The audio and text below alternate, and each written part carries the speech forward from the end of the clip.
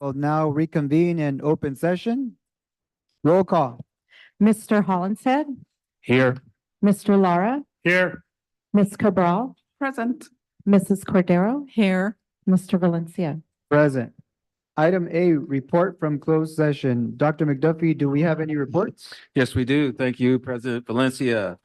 We have some appointments. The Board of Education accepted the administrative appointment of Gina Danley, Coordinator of Teaching and Learning Corps. The roll call vote was unanimous. The Board of Education accepted the administrative appointment of Dora Dubois, Elementary Principal. The roll call vote was unanimous. The Board of Education accepted the administrative appointment of Heather Allen, Junior High Assistant Principal. The roll call vote was unanimous. The Board of Education accepted the administrative appointment of Alejandra Uribe Malgosa, Elementary Assistant Principal. The roll call vote was unanimous. And the Board of Education accepted the administrative appointment of Monica Mercer, Elementary Assistant Principal. The roll call vote was unanimous. That's all I have. Thank you very much, Dr. McDuffie. Item B, introduction of interpreters. Tonight's interpreters are Cesar Ruiz, Benito Flores, and Manuel Rios Victoria. Greeting and support this evening is provided by Maria Hernandez and Aida Hernandez, Susana Pineda, and Benji Alfaro. Thank you very much to those folks that are providing those services. Item C, Pledge of Allegiance tonight will be led by Cristina Perez, first grader at Libin Elementary.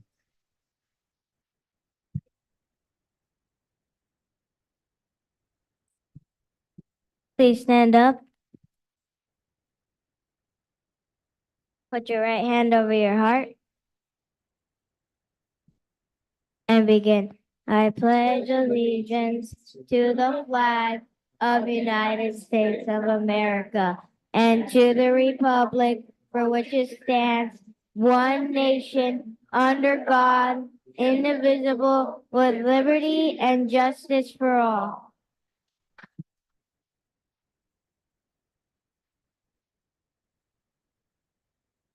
Good job, Christiana. Good evening, board members. Dr. McDuffie, Santa Maria community, thank you for showing and inspiring our students. They bring us joy every single day, and tonight you will see this happening. My name's Colleen Lathery, and I'm the proud principal at Libin Elementary. This is Mrs. Outland, our amazing assistant principal. Tonight's theme embodies a handful of our Husky character traits. In March, our Libin learners learned about Cesar Chavez and the importance of commitment, courage, and perseverance, which happens to be April's character trait. Our hope at Libin School is to instill these qualities within our Libin Huskies. And we do see their characters every single day. We are so proud of each and every one of them. Ready? Yeah. Hello, my name is Giovanni Ramirez, and I am a proud sixth grade Libin Husky who attends Bill Libin Elementary.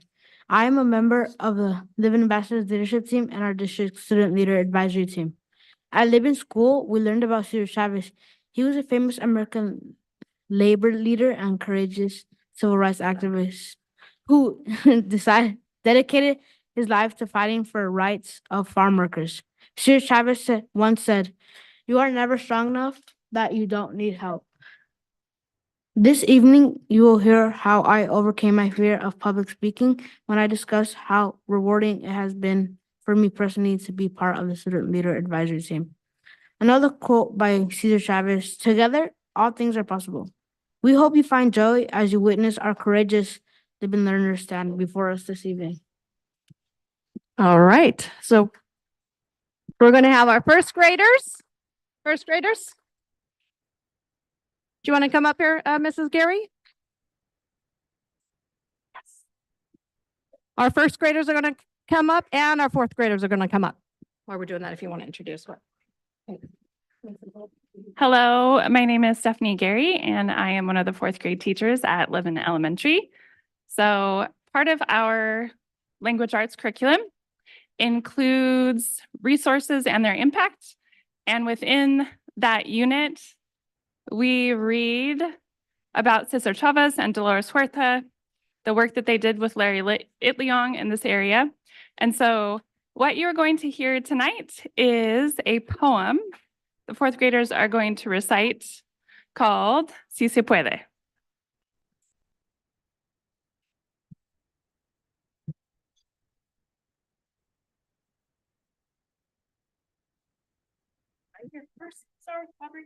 Are you ready, courageous Living Huskies? Yes, we are. How did Caesar do it? Asking farm workers to walk out their jobs. Huelga, strike, viva la causa. Long live the cause for freedom, dignity, and respect. How did Caesar do it? Leading a 300-mile peregrination of campesinos from Teleno to Sacramento, limping on blistered feet as the Aztec eagle on the Union flags flying. How did Caesar do it? Not eating at times, a fast for love to draw attention of the world. Campesinos with skin rashes, campesinos with campesinos dying of cancer because of the pesticide that the government insisted did no harm. How did Caesar do it? Asking people to boycott grapes and lettuce until the pesticides were banned, until the campesinos could get better ways to live. Ways to live. Much good came out of it. Farm workers are struggling out of their poverty and powerlessness. Sí se puede. Yes, we can. The answer lies with you and me. Thank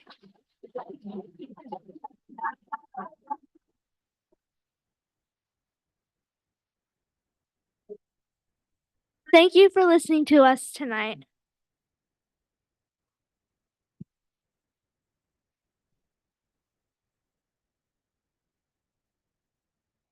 And now we're going to hand it off to our first graders, bringing us joy in today's performance.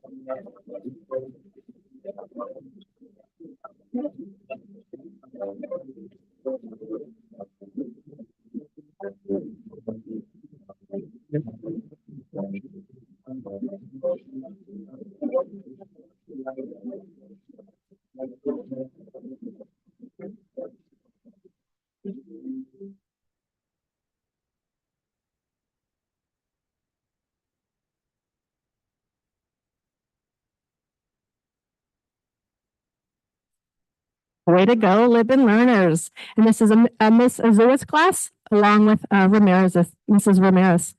Go ahead, go ahead. They have one more thing to do.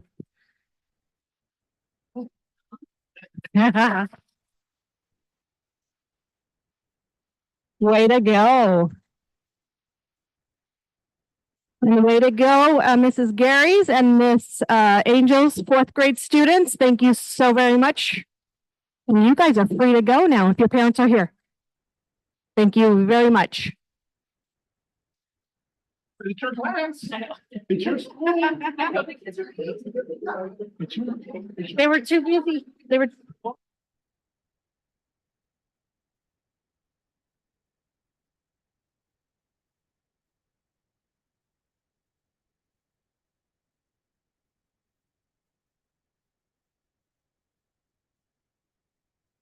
You guys were so different, right? Thank you, Libin family. Have a great night.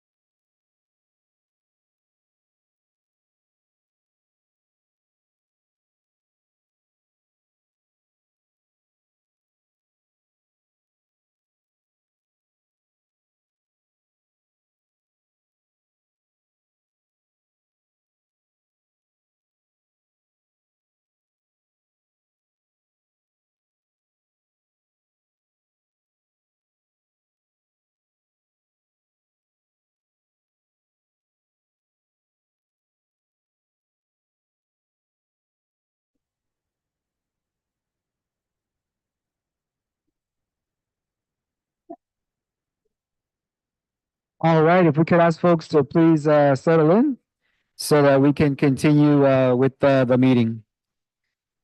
And if I can ask that the doors be closed so that the folks that are still wrapping things up outside, that way we can still have the attention of the students. Thank you so much. We are now at item D, inspiration. Tonight's inspiration is provided by Libin Elementary. Oh, pardon me, excuse me, student leaders, the student leader advisory team report, pardon me. And if I'm not mistaken, do we have 4 students from the school? Do you want to introduce them? Excellent, thank you.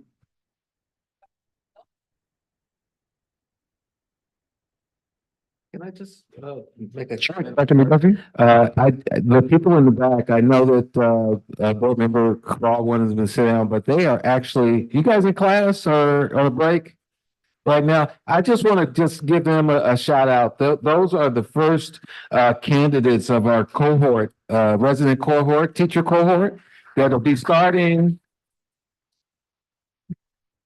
They'll be teaching in our classrooms in the fall. So I just want to give you a big shout out and thank you for your work. I know it's been a journey and we appreciate you very much. So sorry about that, but just want to give you some.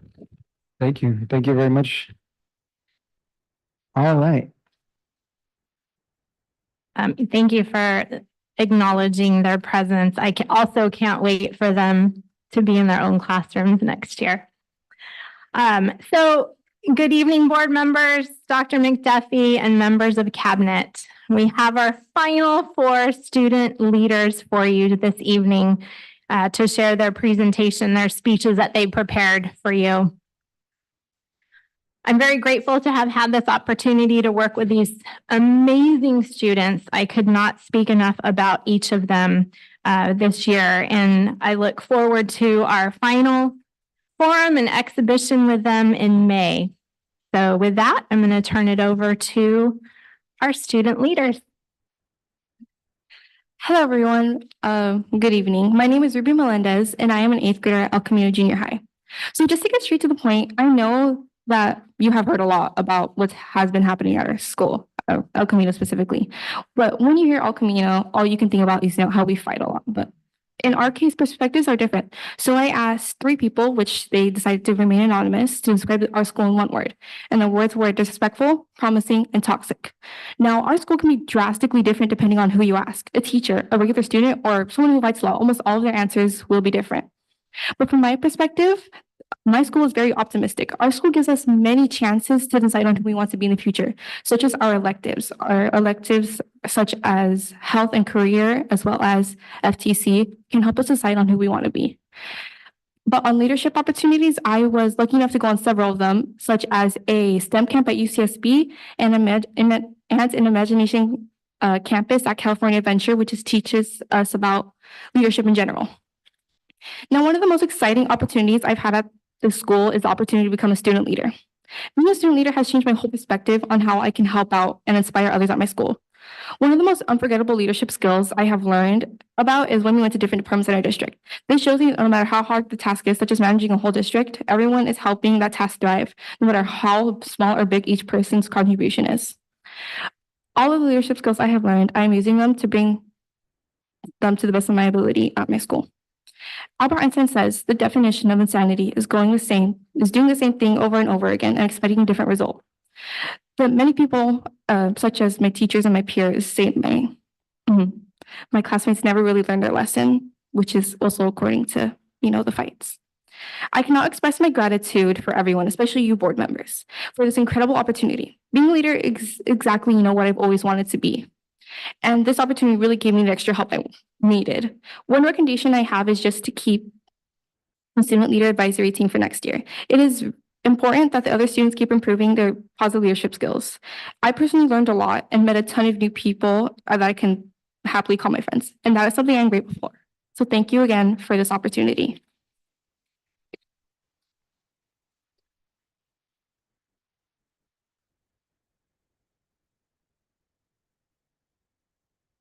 Hello, board members. My name is Angel Rojas, and I am an 8th grade student at El Camino Junior High. I am very proud that my school has great teachers and create a wonderful environment for learning. As a leader, I am working on improving my patience and having a growth mindset by changing the perspective of failure from being unsuccessful to seeing failure as an opportunity to learn by embracing the challenges.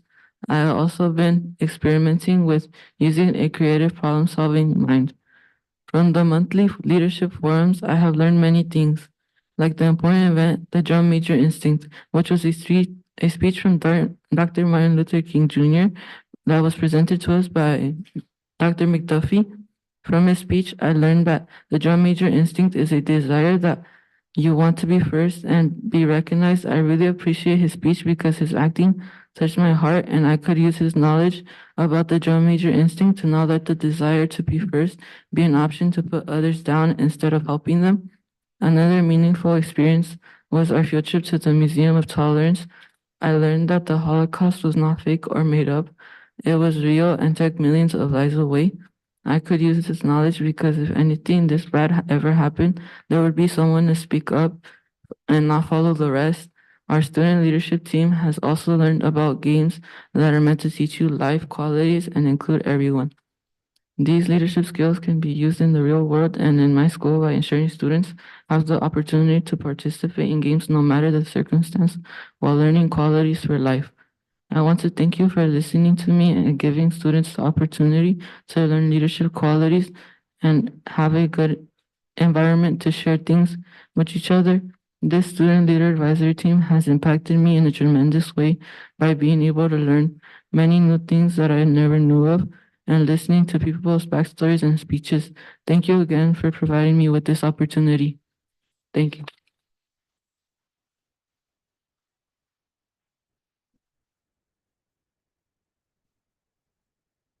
Hello, my name is Giovanni Ramirez. Giovanni, I am a living ambassador and student leader as a sixth grader at my school site. I take risks when I see an opportunity to better myself and explore new topics. Giovanni, can you please put the mic a little closer? That way we can hear you better. Thank you. Thank you.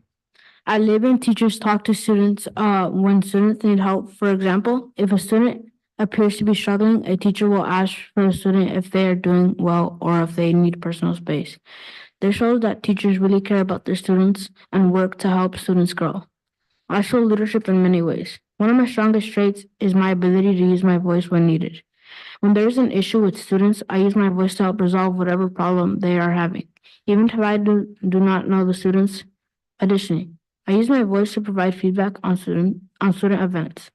I help plan for and organize at my school. For example, Living Ambassadors worked on Hot Chocolate Ground event, and I was able to work and apply my organizing skills to make sure the event went smoothly. I was very proud to be part of a big event that brought so much joy and happiness to students. I was also so happy to see the students show gratitude. This program has impacted my life. At the start, I was nervous and anxious as I participated in the student program. I learned to think about new ways to grow as a leader. Even though the program was overwhelming at first, I learned to ask for help. By asking for help, I felt more confident and reassured that everything would be all right. And it built my confidence to know I can follow my ideas and never give up, because there are people who are always willing to help me. To close, I want to share how the Museum of Tolerance impacted me. I learned how badly mistreated Jewish people were during the Holocaust period. Even if your life is bad, others may have it worse. Always appreciate things you have because many people did not survive the Holocaust. This experience showed me to appreciate what I have. Thank you, board members, for your time. I want to personally thank you for this opportunity I was given to grow as a student leader. As a student leader, this is an impactful experience. So I think this program should continue because future students will be happy to help their campus and shape it for the future.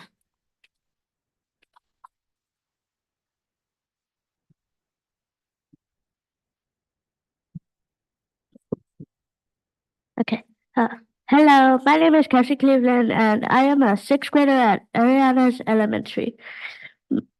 My favorite part of the school is how supportive the teachers are. The most impactful part of the INTERCEP group for me was how much I felt included and like I fit in. For example, everyone was so easy to talk to and befriend. My favorite part of leadership was when Rigetti ASB visited because they did so many fun activities focused on trust. Thank you for letting us experience this and maybe even find ourselves.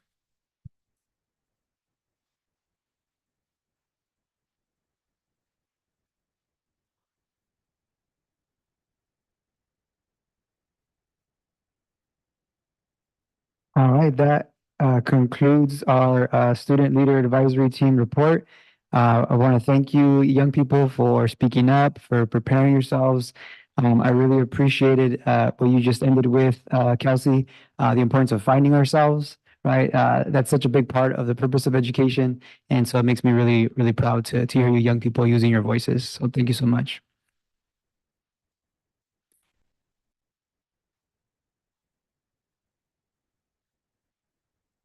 All right. Next up, we have public comment period. open session. Item 8. The public comments are intended for members of the public to address the Board of Education on items involving the school district. Such testimony shall be limited to 3 minutes each or 450 words per person or subject and 15 minutes total for each topic. If an answer to a specific question is requested, the board president will, if appropriate, direct administration to respond in writing. Just as a reminder to all speakers and presenters, please be mindful when speaking at the podium. Do not to speak too quickly so that our interpreters are able to increase accuracy and keep pace for our Spanish and Mixtec speaking audience. Do we have any non-agenda public comments this evening, Dr. McDuffie? Yes, we do. First have Alicia Sage.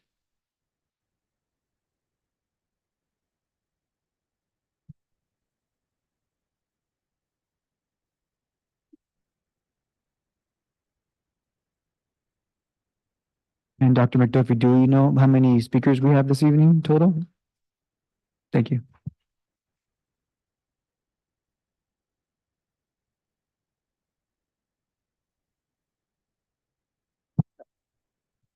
Okay. Hello. So I'm an El Camino teacher who has been here before a few meetings ago.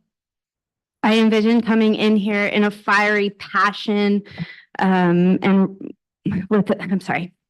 a blaze of fiery passion and resolve, but I'm afraid I may not have that anymore. I feel pretty empty. The SMBSD mission statement speaks of so many beautiful buzzwords with little reinforcement. Since returning from spring break, I have noticed students seeming to do whatever they want. Constantly late for class, habitually wandering around campus during class time, and disrespectfully ignoring, snapping back, or threatening the adults on campus. The lingering threat of violence at all times has not changed, and morale continues to fall amongst all staff. We have no subs for when we are out, and when we do, they try to break up a fight, have their glasses torn off, and then have those glasses stolen by another student. This did happen last week. Equity and inclusivity are not about appeasing students who have experienced trauma or have learning or emotional disabilities. It is about ensuring all students receive a challenging education. One of my peers who had been attacked by a student was told the student did not have the mental capacity to understand what he had done. Sorry. This may be true, but that means that particular student needs additional support, not an excuse. Equity and inclusivity mean to hold students accountable and challenge them to better themselves. It is showing them that they matter enough to receive the resources they need, but not to be simply given everything because they struggle or are in a marginalized group. In good news, El Camino learned from Dr. Victor Rios, Dr. Natalie Mejia, and Aldair Valderas today about how we can change our mindsets and our culture to actually make an inclusive and equitable school. However, I cried throughout much of the presentation because I simply do not believe this will happen. I feel beaten by the status quo. I so desperately want to believe that my school and district can change. Oh, geez. Yet with weeks of standardized testing ahead of us, which many scholars have noted is inequitable to the most vulnerable student populations, and a large amount of money being spent on organizations like West Ed to help teachers teach to that test. Please wrap up. Sorry. I cannot believe change will come. Let me just finish this and then I'll be done. Sorry. One sentence as opposed to a paragraph, please. Okay. We should spend money on advocacy for our newcomers who only get a year of support from California. We should spend money on lobbying for a change in the redesignation system that fails our students time and time again. And we should spend our money on infrastructure that actually helps all of our students instead of just talking about it. Thank you. Thank you. Sari Dominguez?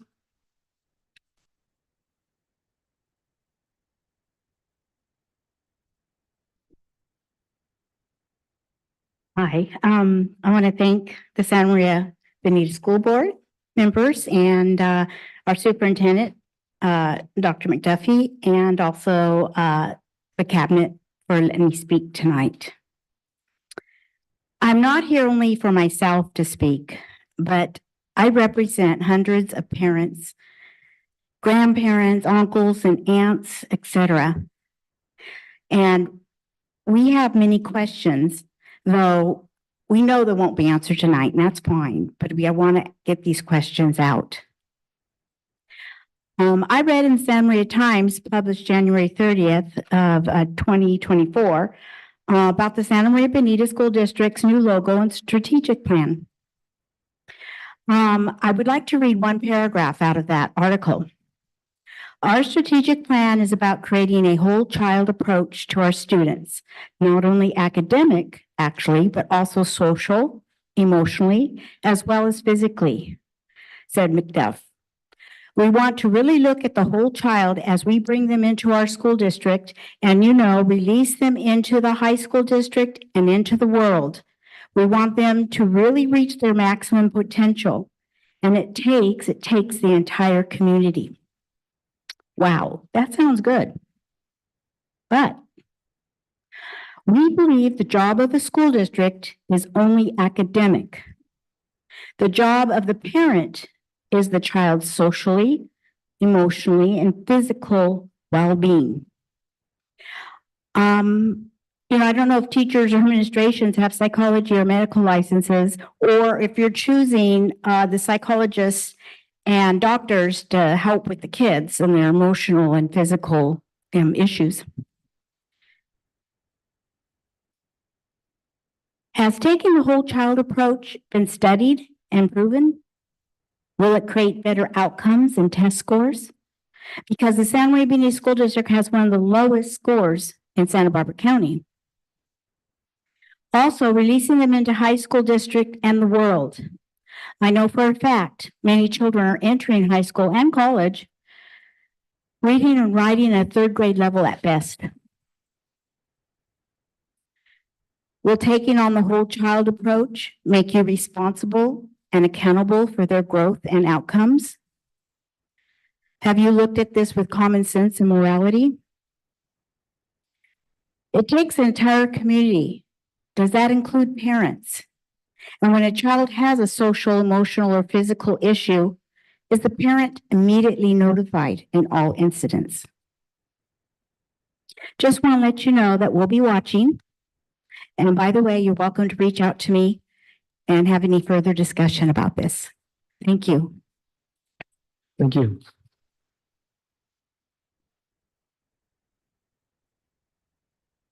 That's all of the comments on non-agenda items. And do we have any public comments for agendized items this evening? Yes, we do. We have one for the consent. So it would be next after.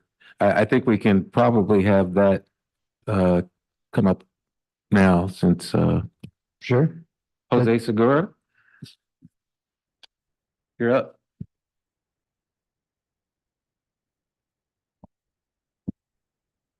Good evening. Good evening. Hello, board. Jose Segura, president of SMBSD. Just a quick item. Tonight, you're going to be looking at proposed policies. It's item 10, XA3. So 10, capital A, 3 little I's. Specifically, policy 6162.5. The third paragraph of the proposed language about midway states that it starts, it's a running sentence and it goes on to say, evaluate district educational programs in order to identify needed improvements and, as appropriate, evaluate staff performance. So this is in regards to student assessments. The reason I'm bringing this up is this language, as appropriate, evaluate staff performance. We have contract language that does not allow the district to use student assessments as an evaluative tool for certificated members. It specifically calls that out in our contract language. So I just want to point out that these actual words here are contrary to contract language, but they are in the proposed policy 6162.5, about midway in the third paragraph. That was it. Thank you. Thank you very much. Those are all the public comments we have. Item 9, approval of agenda as presented. May I have a motion to accept the agenda? Also move to approve. And I will second. It is moved by Mr. Lara and seconded by Ms. Cordero to accept the agenda as presented. Roll call. Mr. Hollingshead, Aye. Mr. Lara, Aye. Ms. Cabral, Aye. Mrs. Cordero. Aye. Mr. Valencia. Aye. Motion passes. Item 10, consent items. Actions proposed for the consent agenda are consistent with adopted policies and approved practices of the district and are deemed routine in nature. They will be acted upon by roll call vote in one motion without discussion unless a member of the board requests an item be pulled from the consent agenda for further discussion. Items pulled from the consent agenda will be voted on separately. May I have a motion to approve the consent items as presented? So moved. And I'll second. It is moved by Mr. Hollingshead and seconded by Ms. Cordero to approve the consent item as presented. Roll call. Mr. Hollingshead, Aye. Mr. Lara, Aye. Ms. Cabral, Aye. Mrs. Cordero. Aye. Mr. Valencia. Aye. Motion passes. Item 11, action items. Item A, resolution number 23-19, National Speech Pathologist Day. Mr. McDuffie, Dr. McDuffie. Thank you, President Valencia. This is, we're going into May. We're going into the final couple of months of school. And we really have a busy May, starting with some resolutions to really appreciate our staff members. Our first one up tonight is National Speech Pathologist Day. The Santa Maria Bonita School District speech language pathologists work with students, teachers, administrators, and families to promote the development of effective communication skills, and that will support our students in becoming successful citizens. This year, National Speech Pathologist Day is celebrated on May 18th of 2024.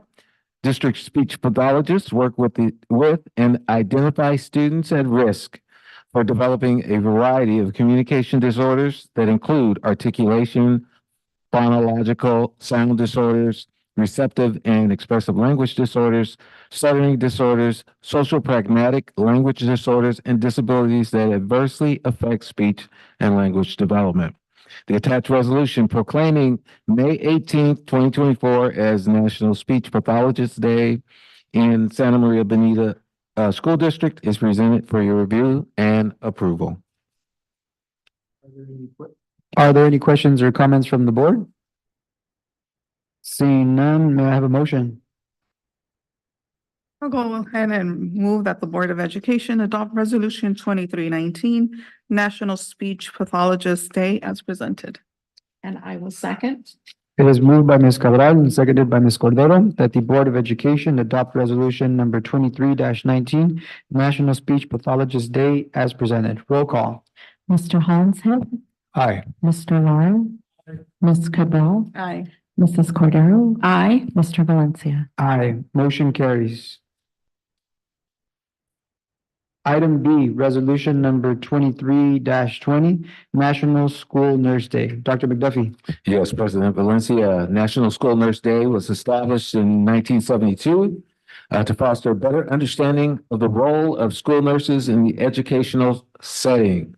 Santa Maria Bonita School District nurses help children with their physical, psychological, emotional, and social health requirements, as well as their academic success by assisting in building a healthy future for children. School nurses are vital in maintaining the health and hygiene of everyone on campuses and within the district. This attached resolution proclaiming May 8th our next board meeting date as well, as National School Nurse Day in Santa Maria Bonita School District is presented for the board's review and approval. Are there any further questions or comments from the board? Seeing none, may I have a motion? I'll go ahead and move that the Board of Education adopt Resolution 2320, National School Nurse Day as presented. I'll second. It is moved by Ms. Cabral and seconded by Mr. Lara that the Board of Education adopt resolution number 23-20, National School Nurse Day as presented. Roll call.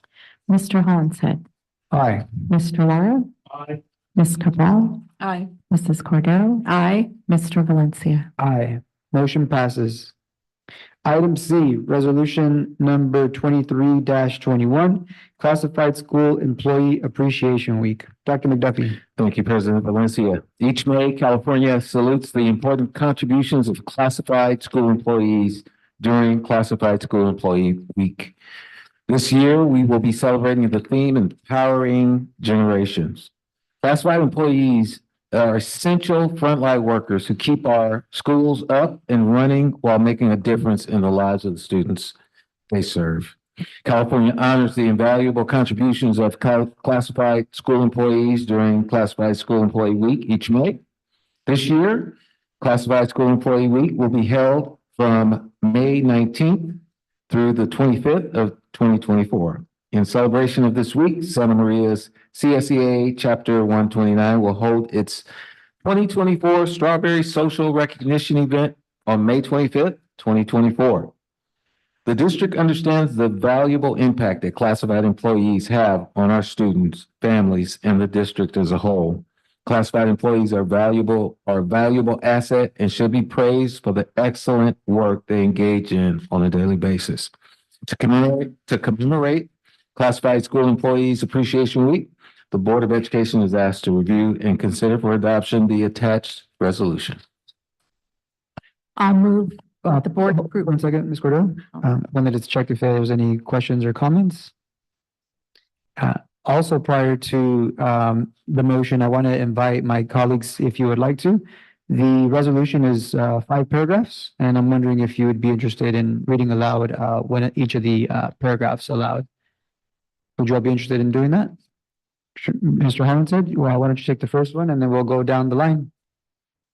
Whereas classified school employees provide valuable services to the schools and students of the Santa Maria Bonita School District, and whereas classified school employees contribute to the establishment and promotion of a positive instructional environment, and whereas classified school employees play a vital role in providing for the welfare, safety, and happiness of Santa Maria Bonita School District students and their families, and Whereas classified school employees employed by the Santa Maria Bonita School District strive for excellence in all areas relative to the educational community. Now therefore be it resolved that the Santa Maria Bonita School District hereby recognizes and wishes to honor the contributions of the classified school employees to quality education in the state of California and in the Santa Maria Bonita School District, and declares the week of May 19 through 25, 2024 as Classified School Employees Appreciation Week in the Santa Maria Bonita School District. Thank you very much, board colleagues. Part of the reason why I also wanted to take a moment to read the resolution aloud is our classified staff are among our largest group of employees. And so we wanted to take some time out to say thank you for all your hard works. And so seeing no further questions or comments, may I have a motion? I'll move that the Board of Education adopt Resolution 23-21, Classified School Employee Appreciation Week. And I'll second. It is moved by Ms. Cordero and seconded by Mr. Lara that the Board of Education adopt resolution number 23-21, Classified School Employee Appreciation Week as presented. Roll call. Mr. Hollenshead, Aye. Mr. Lara, Aye. Ms. Cabral, Aye. Mrs. Cordero. Aye. Mr. Valencia. Aye. Motion passes. Item D, resolution number 23-22, Day of the Teacher. Dr. McDuffie. Thank you, President Valencia. Schools and districts across California will celebrate California's Day of the Teacher on Wednesday, May 8th, 2024. This year's Day of the Teacher theme is California Educators United for Our Students. Teachers in the Santa Maria Bonita School District make a positive difference every day in the lives of the children we serve. In recognition of California's 2024 Day of the Teacher, SMBSD honors the teachers who are educating children every day through a variety of instructional methods. On May 8th, 2024, California's Day of the Teacher, let us take the time to show our appreciation and gratitude for the professionalism, dedication, and exceptional commitment provided to students by SMBSD educators. They will be having their recognition dinner May 16th of next month as well. The attached resolution proclaiming Wednesday, May 8th, 2024 as Day of the Teacher in the Santa Maria Bonita School District is presented for your review and approval. Thank you very much. Prior to a motion, unless you all have any questions or comments, I also want to invite the board to read the resolution aloud. Starting with John, if you would like to start. Most assuredly, I would. Whereas Wednesday, May 8th, 2024 has been proclaimed Day of the Teacher in California and is a very special day for all of us who care about our children. And whereas quality educational programs are made possible thanks to the dedicated, talented, innovative, and hardworking educators who have chosen public service as their calling. And whereas the Santa Maria Bonita School District acknowledges the challenges faced by our educators, staff, and families before, during, and after the unprecedented global pandemic. And whereas the district acknowledges the extensive skill and effort required to provide individualized educational opportunities for students. And whereas the district is fortunate to have a team of skilled educators, staff, and administrators who work tirelessly to support students in hundreds of different ways. And back to you, John.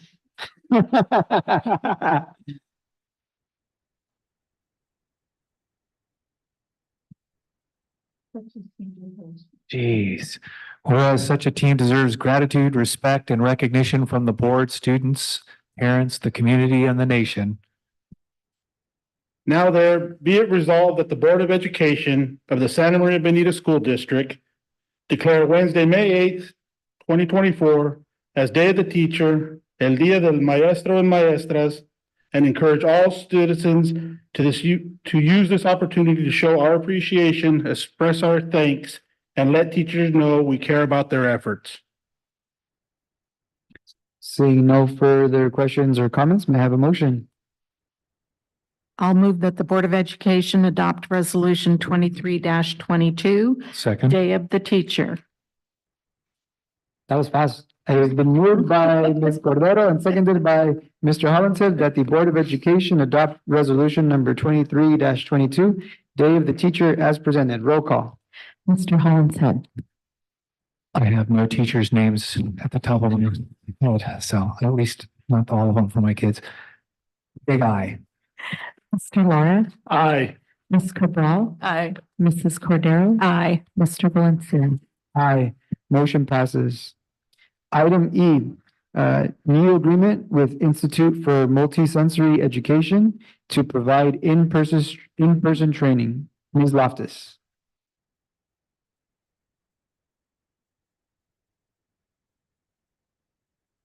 Good evening, everyone. Good evening. Tonight, I bring for you a contract for your consideration with MC.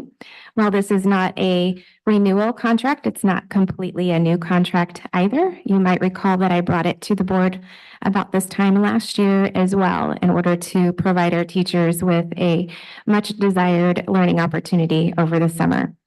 The contract that is before you today encompasses 3 different training opportunities that will be hopefully offered to our teachers after the school year ends in June, with the week of June 10th through the 14th, and then another the week June 17th through the 21st. The comprehensive OG training that's listed as number 1 supports teachers in their ability to assess, evaluate, and teach students how to read, write, and spell correctly. The morphology training listed as number 2 and number 3 supports a deep understanding of the role of morphology in spelling and vocabulary and comprehension. Many of our teachers last summer attended the first offering, the comprehensive OG training. In fact, we had 49 of our teachers in attendance at our last training opportunity this past summer. And based on their reviews and their desire to see the training return, we are seeking this opportunity once again for this summer. MC really does set the industry standard, and it's hands-on. It's a 30-hour experience over the course of that week, and it's designed to meet the needs of all learners, regardless of where they are in their learning journey. And most importantly, our teachers really do love it. Ms. Cabral? How many teachers can attend the training? The training for the comprehensive OG has an opportunity for 40 teachers to attend. We currently have 36 teachers already signed up on a waiting list in hope that this will be offered to them. The morphology training allows for 30 individuals in each of the 2 separate training opportunities. The first one currently has 16 teachers already pre-registered, and the second offering, the June 17th through the 21st, has 26 teachers out of the 30 already pre-registered. Many of the teachers attending the morphology training during that second week are signed up to attend the comprehensive training that first week, June 10th through the 14th. So they'll do 2 weeks back to back. Oh, okay. And then just briefly, what's morphology? So when you think about the different parts of a word, prefixes, suffixes, the roots of a word, and breaking that apart to help understand what the word means, that's it in a nutshell. Yeah. We often walk past how important those little pieces of words are in understanding their meaning. Are there participants from across all grade levels or? Primarily early elementary school, but also a significant number of our ed specialists, our RSP teachers are very interested in this.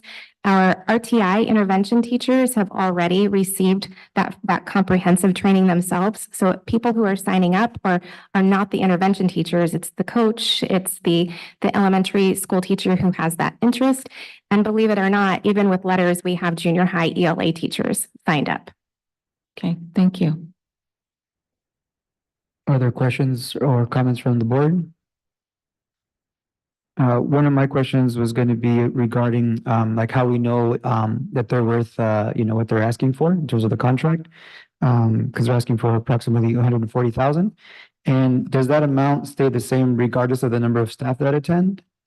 The amount that we are proposing is for the number of seats that we are interested in hoping to fill, the 30 and then the 2 other sets of 40. If we wanted to add additional seats, it would be an additional cost per individual, in which case we would be bringing on an additional trainer. And if we're not able to fill those seats, because I think you mentioned at least one of the workshops is not at capacity yet, do we still pay the same amount or is it a reduced rate? We pay the same amount and we can add to it if we need to.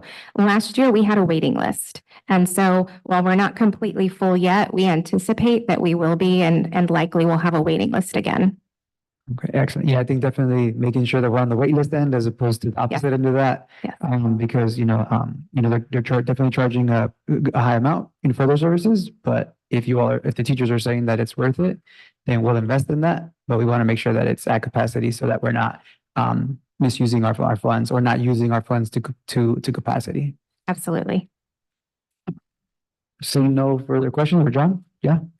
Yeah, Jennifer, I want to commend those upper level and junior high folks for participating in this, because I do think that it's important for our newcomers and some of our kids that are, that not everybody's entering and starting with us at those early grade levels. So, I appreciate that they're taking that initiative to do that and that it's being offered across grade levels. And appreciate your question, Linda.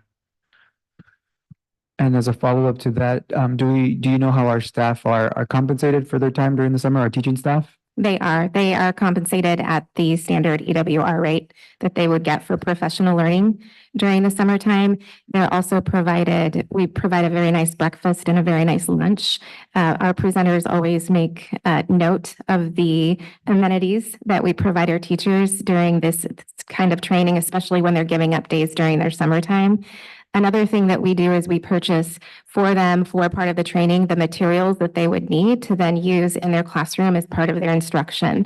So they learn, it's very hands-on, and then they take it with them right into their classroom to use. And so that's another benefit, incentive for our teachers to attend.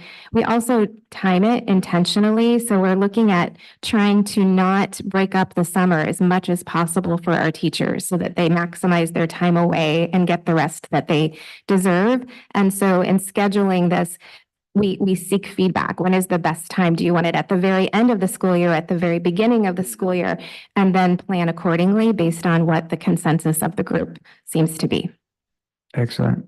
And do you know what the EWR rate or the EWR rate? Yeah. I'm looking to there's two different rates depending on how many years you've been, I think it's years, steps, wherever you are on the salary schedule. And we can maybe put that into the weekly update to update you guys on that. What the EWR rate is. Yes. I can't pull that right at this moment, but absolutely. All right. Thank you very much. You're welcome. If there, Ms. Cabral. Seeing no further questions, may I have a motion? I'll go ahead and move that the Board of Education approve the agreement with IMSE Institute for Multisensory Education to provide morphology plus in-person training. Second? I'll second. It is moved by Ms. Cabral and seconded by Mr. Hollingshead that the Board of Education approve the agreement with IMSE Institute for Multisensory Education to provide morphology plus in-person training as presented. All in favor? Aye. Any opposed? Abstain? Motion passes. Prior to moving on to discussion, I'd like to entertain a 5-minute recess.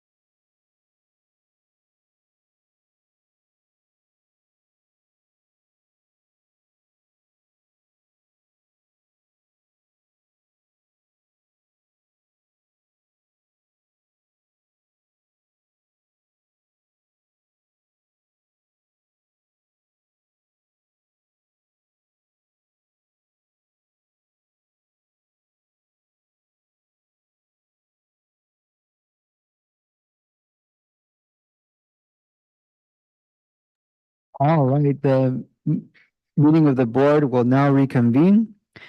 Item 12, discussion items. Item A, discussion of projects to be included in a possible general obligation bond measure. Mr. Beecher. Thank you very much, President Valencia. Thank you again, board, for giving us an audience as we continue to investigate, share information, learn and listen about a potential bond measure for the November 2024 election. So tonight, I want to provide a sense of what the project list might look for. I want to make sure that the board is cognizant that this isn't necessarily about choosing what gets done first, what does get done and what does not get done, when projects start and what the sequence is. It is kind of more an opportunity to have another conversation about what's included in our master plan, describe in general what our priorities might be, again, trying to find the right mixture of projects to include in a ballot measure that addresses our needs, but also is reflective of the community's support. Again, what makes the best sense for a possible ballot measure? What and why and how do we know? Those are the questions we want to get answers to. I want to make sure that as we're making these choices, we're making decisions based on evidence, based on the things that we believe from the process that we're putting in place for feasibility. And what you have here is the map of our schools from the facility master plan, and then a picture of our community engagement process where Van is providing translation services, and Phil, who was one of the architects from DLR Group, is diligently taking notes to make sure that they have captured the thoughts of our families who came to that community engagement event. And Mr. Beecher, can you please move the mic a little closer to your mouth so that the folks in the internet world can hear you a little bit better, please? I can try. I'm getting nervous. I feel like I'm going to chew on it as I'm talking, but it's making me uncomfortable. I feel like I'm at the dentist, actually. And I need to rinse really quickly before we go on to the next slide. So the list needs to address the highest priorities for our community. I kind of indicated that in our early slides. We've been sharing information, carrying conversations with opinion leaders, and listening intently. I know Dr. McDuffie has had similar conversations. I'm hoping anyone who knows or believes anything about the school district and our facility needs is taking time to have conversations with their friends and community members about our needs. And that's a big part of the conversations when I'm having them. I talk about what our facility needs are. I talk about the things that we're engaged in as a district to make this district the best it can be, to build off of our strategic plan and grow forward. And then I stop and I ask them, what do you think? We're considering a bond going forward. What do you think? Tell me what you're thinking right now. And I respond to what they say, and I respond to more questions because that's usually what comes up next. And I'm hoping that as any of us are having conversations about facility needs, that's a part of that conversation. And you can obviously please share that with Dr. McDuffie, share that with myself so that we can include that in our process.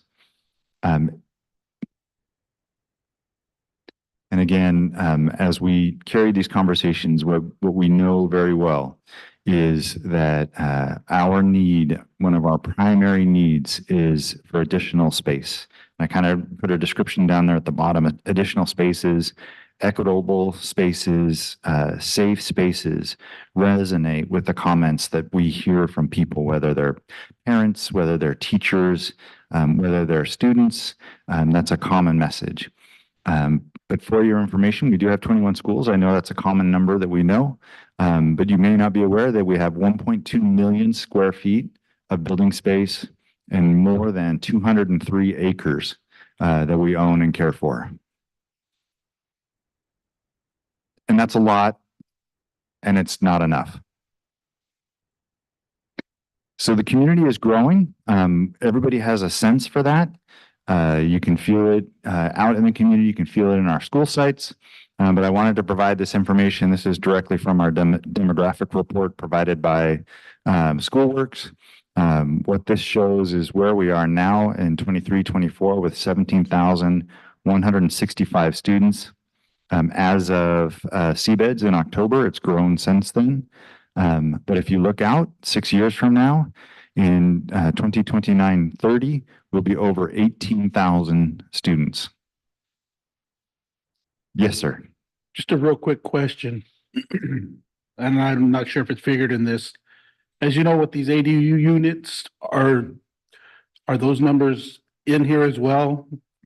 Those kids being counted for? Being the size of these ADUs, you know, and you're not. Right. Specifically, no. But from the standpoint of how enrollment today and over the last few years has been affected by families living in ADUs, yes, because those enrollments are included in the trends that are used to project forward.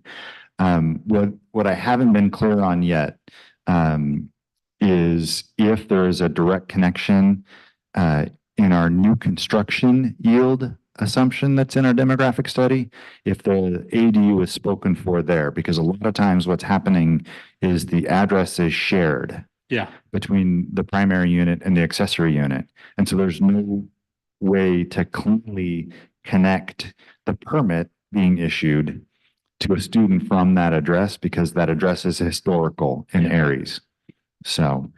Thank you. Yep. The other thing I want to point out to the school board that I find really interesting, and I'm curious to see how it plays out, is that although the district grows by almost 1,000 students, our junior high population that is shown in the light green number actually drops during that time frame.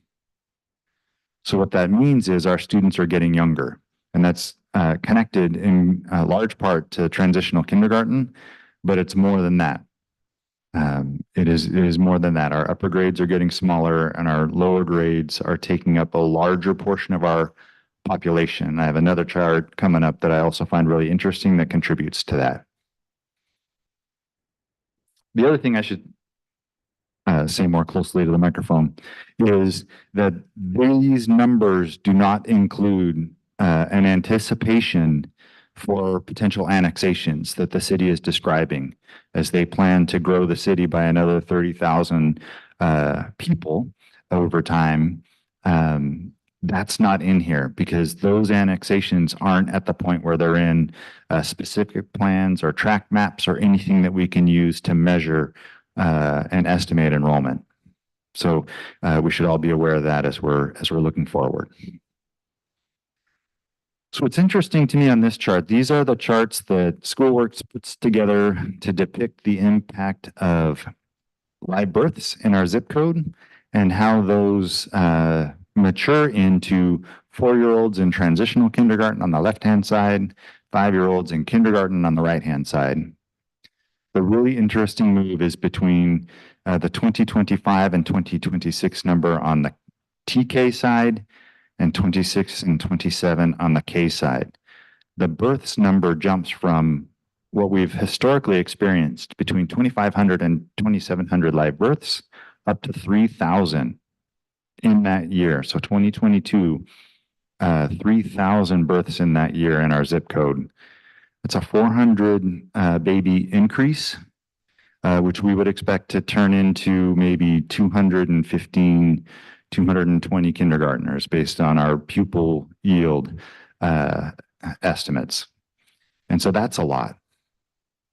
What's not available yet is what happened in 2023. The statistics are put out by the State Department of Public Health. They have a database that has all of the zip codes in the state, and you can look by county and by zip code. It's not available yet. So the big curiosity for me, and I'm assuming right now, since you're seeing this, you're also curious about what happens in 2023, 24, and 25. Is this a trend or is this an anomaly?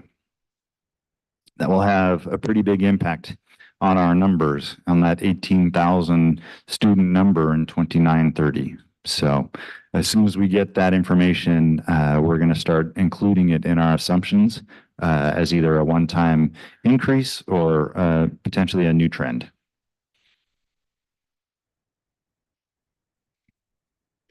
So I want to thank Sasha Hernandez for putting this template together.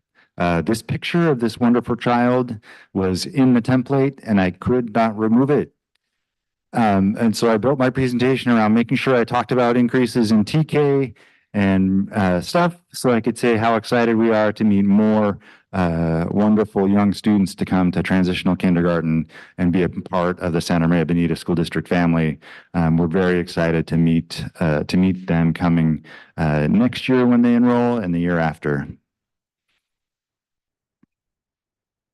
And with the note being, we have to make sure, our responsibility is to make sure that they have the facilities they need to receive their education. New schools will be needed, obviously. The main drivers of that need, when we first started contemplating all-day kindergarten, all-day transitional kindergarten, and transitional kindergarten for all 4-year-olds, we estimated we would need about 60 classrooms. And that's a massive number. I mean, that's 2 very big schools at elementary. And the main driver being that more students, but also that smaller class size. And then on top of that, we also have a motivation to create a whole school model for our dual language program. And it might be ideal to have that set up on a new campus as opposed to pushing around with existing boundaries and students who exist in that campus and their families. Beyond the need for space, I sent a list of projects that had come from the facility master plan and been surveyed through the facility master plan out to SMBSD staff. When I tallied these numbers here for priority, there were 495 responses. This was, I think, Friday last week. Over the weekend and through tonight, I have another 55 or 60 responses, but they're still shaped the same way. The top 5 priorities: improved pickup and drop off staff and public parking for safety, replacing aging portables with permanent facilities, providing specialized learning spaces for STEM, visual and performing arts, and CTE pathways, providing shade structures, and improving athletic fields, play fields, and playgrounds rose to the absolute top. So those are, again, feedback that we need to be aware of as we consider the choices in that final project list that lands in a ballot measure, if that's the direction of the board. I was lucky to get probably 25 direct responses with some additional ideas, with the most common being restroom facilities.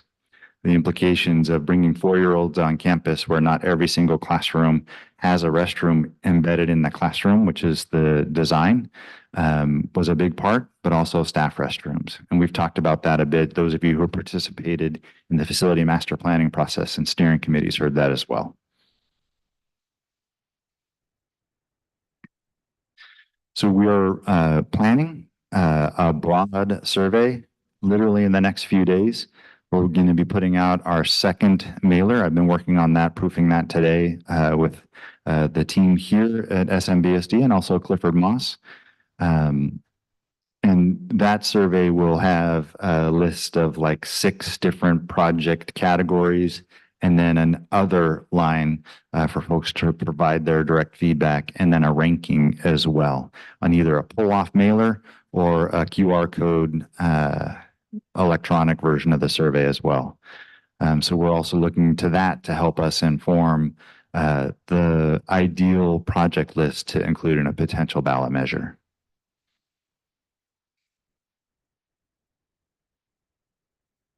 So this will be a continued evolution, and it has been since we started working on the facility master plan a year ago. Part of it will be weighing the cost. The cost of school construction is almost unimaginable. Right now, in other places, They're paying $1,300 a square foot. We're expecting $1,100 a square foot. To give you an idea, Libin was about $750 a square foot. Jimenez was like $250. I mean, it is unbelievable what's been happening the last several years. And as I think about that as the CBO, I'm thinking, something's got to change. And it does. It gets more expensive. And I don't know when it's going to go in the other direction. And in my mind, I'm coaching myself right now, just so you know. We can't wait for something to happen that might drop construction costs. We have to make the best of the money we have, or the money that the public trusts us with, and invest in facilities because we need them today. And we can't hope that in 2 or 4 or 6 or 8 years, costs will go down, because the evidence is that they don't. So I wanted to make sure and be really frank about that, that it makes our decisions more difficult potentially, but action is going to be needed. We need to make that investment. But the point of this evolution is to make sure that we maximize the intersection of what our voters, what our community members, what our stakeholders, what our education partners will support, and also those priorities that we know are at the top of our list as far as overcrowding, and make sure those things land on our project list.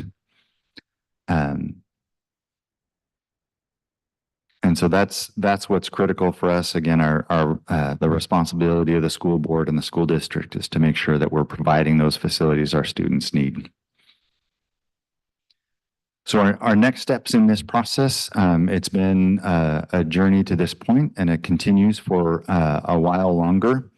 We want to come back to the school board at our next meeting and have a conversation about bond sizing, describe the amount of the bond that was tested in our December and January polling results that we discussed, and have that conversation in light of our project list. And then in the late, that would be at the May 8th board meeting. At the late May board meeting, which I believe is the 22nd, we'll have a conversation where we bring the draft resolution to the school board that calls for the ballot measure. And we'll have the team there to support us. Don Field from ORC will be there to answer any questions you might have about that language. It can be technical. And then also have that proposed ballot question, the proposed project list, and the proposed tax rate statement. We do need to make a decision. We've kind of danced around the actual due date for action because we have 2 counties we have to call for a ballot measure in. The school district has some of its property in, I shouldn't say property, some of our boundary for the school district falls in San Luis Obispo County. And so because of that, we have to file with both counties, with the earliest county being the one that controls. We have to file our ballot measure with both counties. The due date that we have to meet is June 16th. And so we have to be complete by June 12th with a decision from the school board. And if there is approval to put a ballot measure on the ballot in November of 2024, we will be driving those instructions personally to hand deliver to the counties to make sure that they get recorded and placed.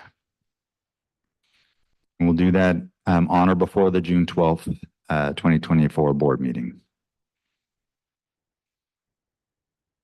And with that, I'm ready for any questions you might have. Mr. Hollingshead? Yeah, so Matt, I was just curious how the transition or change to 6-8 will affect those TK numbers and what you were talking about as far as capacity for those classes getting added. For sure. The transition to a 6-7-8 model Obviously there's some academic advantages as well to that as far as the structure of instruction between 6, 7, and 8 and TK through 5. But what that allows us to do is to create capacity across every single elementary school. It would be impossible for us to go out and build 4 or 5 new classrooms on every campus. Logistically, there isn't space or infrastructure for it. But this move can create a layer of a whole grade level. I mean, the logic is a whole grade level worth of capacity to house these 4-year-olds. It needs to be a little more than that just because the class sizes are smaller, but it does create capacity across the city for these students and the all-day setting that we're moving for. Does that respond to your question? Yeah, no, I suspected as much. I just wanted to clarify or make sure. And then I just was going to ask on the creation of specific classroom space that you maybe use STEAM instead of STEM, because I think STEM confines it to the connotation of being so very specific science rather than inclusive of maker spaces and some of those things that are a little more broad-minded or broad in scope. Mm-hmm. That's good feedback. Thank you. I have had that specific conversation with Bonnie Moss, and there are different perceptions. I tried to throw in visual and performing arts to create that arts piece to it, but you make a good point. Thank you. Any further questions or comments from the board? I just wanted to take a moment to make sure that I understood, Mr. Beecher, what you were talking about in terms of construction costs. Mm-hmm. Could you say that today construction costs are nearing 1,000 to 1,100 per square foot in construction? Correct. Compared to when Libin was built, approximately $700 per square foot, versus when Jimenez was built, $250 per square foot. Is that right? Correct. I think Libin was like $750 a square foot. Okay. That's really extreme. And so that just for me just causes me like pause to kind of just wow. I'm not sure if most folks, this is kind of new information for me, and I'm wondering if as we present the case right for a bond measure, how those figures right will potentially in my mind hopefully lead to more support for something like this, should this be the direction that we go in. Because I'm not sure if most folks know that. This is the first time I've been exposed to these figures at a public meeting like this. And they're mind-blowing. Mm-hmm. Absolutely. Thank you for that. So seeing no further questions or comments from the board, the Board of Education will acknowledge receipt of the discussion of projects to be included in a possible general obligation bond measure as presented. Item B, Human Resources School Services of California Incorporated, SSC report, Dr. Bland.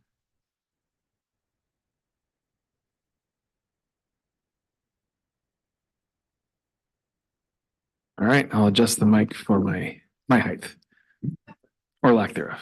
All right, well, good evening, President Valencia, board members, and Dr. McDuffie. Tonight, I am here to update you on some of the progress that we have made and undertaken here in the Human Resources Department. Just some of our topics we're going to talk about. I'm going to quickly recap just a few points of the school services report that was conducted last year before I came into the position as assistant superintendent. I'll provide you with a few some department statistics, talk about some of our organizational structure in our department, some employee recruitment and onboarding, department operations and culture, and of some of our next steps, and then open up for questions. So Last year, school services was requested by our district to conduct an organizational review of the Human Resources Department specific to the district's operations in the following areas of department organizational structure, culture and staffing, employee recruitment, selection, hiring and onboarding, and HR general policies and procedures. The objective of the report of the review from school services was to assess the existing organizational structure and the described functions within the department. Throughout the review and evaluation, school services staff offered findings and recommendations where they felt were appropriate for organizational changes and to improve communication and operational efficiencies that would put the district in a position for continued success. Some areas that were considered during the organizational review included the evaluation and effectiveness and efficiency of the current organizational structure in human resources, identification and analysis of the functions performed by each position in the department, including the identification and suggestions of eliminating duplicated or unnecessary work and assigning or reassigning work duties where appropriate. Recommendations included changes in the administrative structure and or staffing, and also identifying ways to better integrate and coordinate the administrative functions within the HR department. So the report, as it was presented last spring. The report was organized to consider the following functions: department organizational structure, culture, and staffing, HR general policies and procedures, including identification of annual regular activities, staff training, development, and communication practices, and also recruitment selection, hiring, and onboarding, including a review of the district's recruitment practices to encourage diverse candidate pools. So just some quick human resources department statistics. In April of last year, when I came on board, we had 12 human resources department members, team members, and 2 of those people were in temporary positions. 3 of them were supporting our certificates staff. 8 were designated as supporting our classified staff. We had 1 administrative secretary, we had 1 benefits clerk, and we had 1 assistant superintendent of human resources. As of March, or as of today, April 2024, we will have 16 HR human resources team members. 7 of them will be supporting our certificated staff. 7 will be supporting our classified staff. We will continue to have 1 administrative secretary, 1 benefits clerk, and 1 assistant soup of HR. And the asterisk there is because we are currently going through the process of developing and getting approved a job description so that we can post and hire for a certificated credential analyst. So that is pending right now, and it is in the process with CSCA as I speak. When I look at our department is a very young department. We have 16 staff members. 57% of our department members in our department are new to human resources in the last year. And 71% of us are new to our positions. And some of that has to do with because we have made adjustments in their desk duties and those things. So they've worked with, maybe they were classified recruiters and now they're working on their certificated recruiters and they're learning the certificated side versus classified side and all that goes along with that. So we have a very young department, and actually we already have some movement within our department as of this week. So we have a vacancy open and some movement within. So these numbers may even actually change. So in the area of organizational structure, school services had some recommendations, and they shared that the Human Resources Department should be adequately structured and staffed to support the educational agency and all of its needs with regard to the management of personnel, and that a restructure of the Human Resources Department position responsibilities to create a comprehensive distribution of duties among management, analytical and technical and administrative support positions in the Human Resources Department. So balancing out the support between supporting our certificated side and supporting our classified employees. So within that organizational structure, we have, they had recommended some clarity of roles within the HR department. Excuse me. So we have undergone a department reformation. We have revised the personnel, some of our personnel clerk 2 assignments to provide equity of the, to support our certificated and classified support.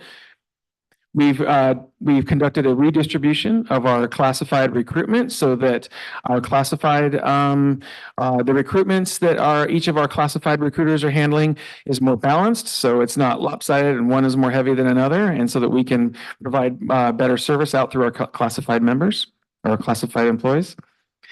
Also a shared distribution of classified payroll duties. So we have two two HRT members that work and handle classified payroll duties, looking at timesheets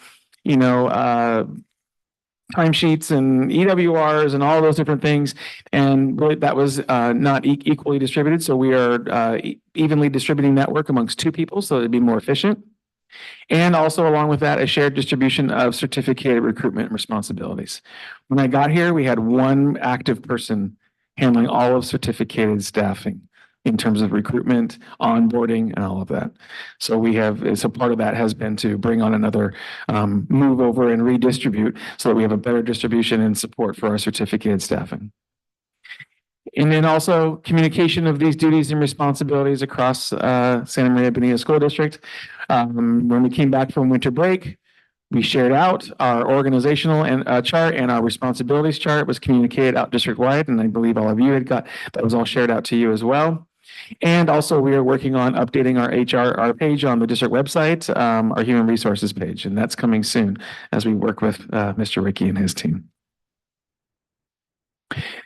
In addition, we have created and had developed and implemented a few new positions in human resources.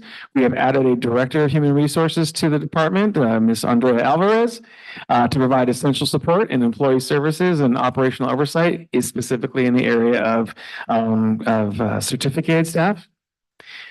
I mentioned a few minutes ago that we are working to bring on a credential analyst, and this person, their primary task will be able to handle the highly technical employment matters such as credential monitoring and other analytical tasks as they are applied for these certificated staff. And then also a personnel clerk 2 we added into our department to serve as additional support for certificated recruitment. So we were balanced out in terms of the support for our certificated staff and for our classified staff. Because as I just mentioned, we only had 1 person when I got here. And then also we just recently added a personnel clerk 1 position who is going to be, and we are actually developed, that position is we're building that from the ground up right now to help support our classified substitutes, which right now we have very, very few. I could probably count them on one hand, how many classified substitutes we have across the district. And that is the role of this position. And so, and then also our classified, any substitutes or management of absences in the classified arena are being handled in other departments. So it's our desire to bring that back to human resources, and that will be handled with our personnel clerk 1 as well too. So our personnel clerk 1 will that's handling the classified subs will take on that work. And then lastly, we've also reinstated, as there was in the past, an HR coordinator, and Ms. Patricia Zapata, who's in the audience tonight. We hired Ms. Zapata, and she's there to help provide a deeper level of supervision of our department operations and more involvement with classified employee management. And then I've dropped in our human resources HR organizational chart. I know it's probably really small. I can send that out to you in a PDF so you can see it more. But we didn't, at least as far as my background and understanding, we didn't have this in place when I got here, and this helps provide. And the reason for this is to help provide, an organizational structure for the rest of the district to know kind of, who to reach out to and who handles what and in what areas and those kinds of things. We really all do work together as a team, and we'll talk a little bit more about that in a few minutes. And then to go along with that is also our list of desk responsibilities. This is not a comprehensive list of responsibilities, but these are kind of like the highlights and the most important, I say important, but the big ticket items, so to speak, that maybe, a classified member or a certificated staff member out in the district might need to get a hold of one of our people in our department to reach. And so we have color coded that versus classified versus certificated and so on. And this has been shared out as well too.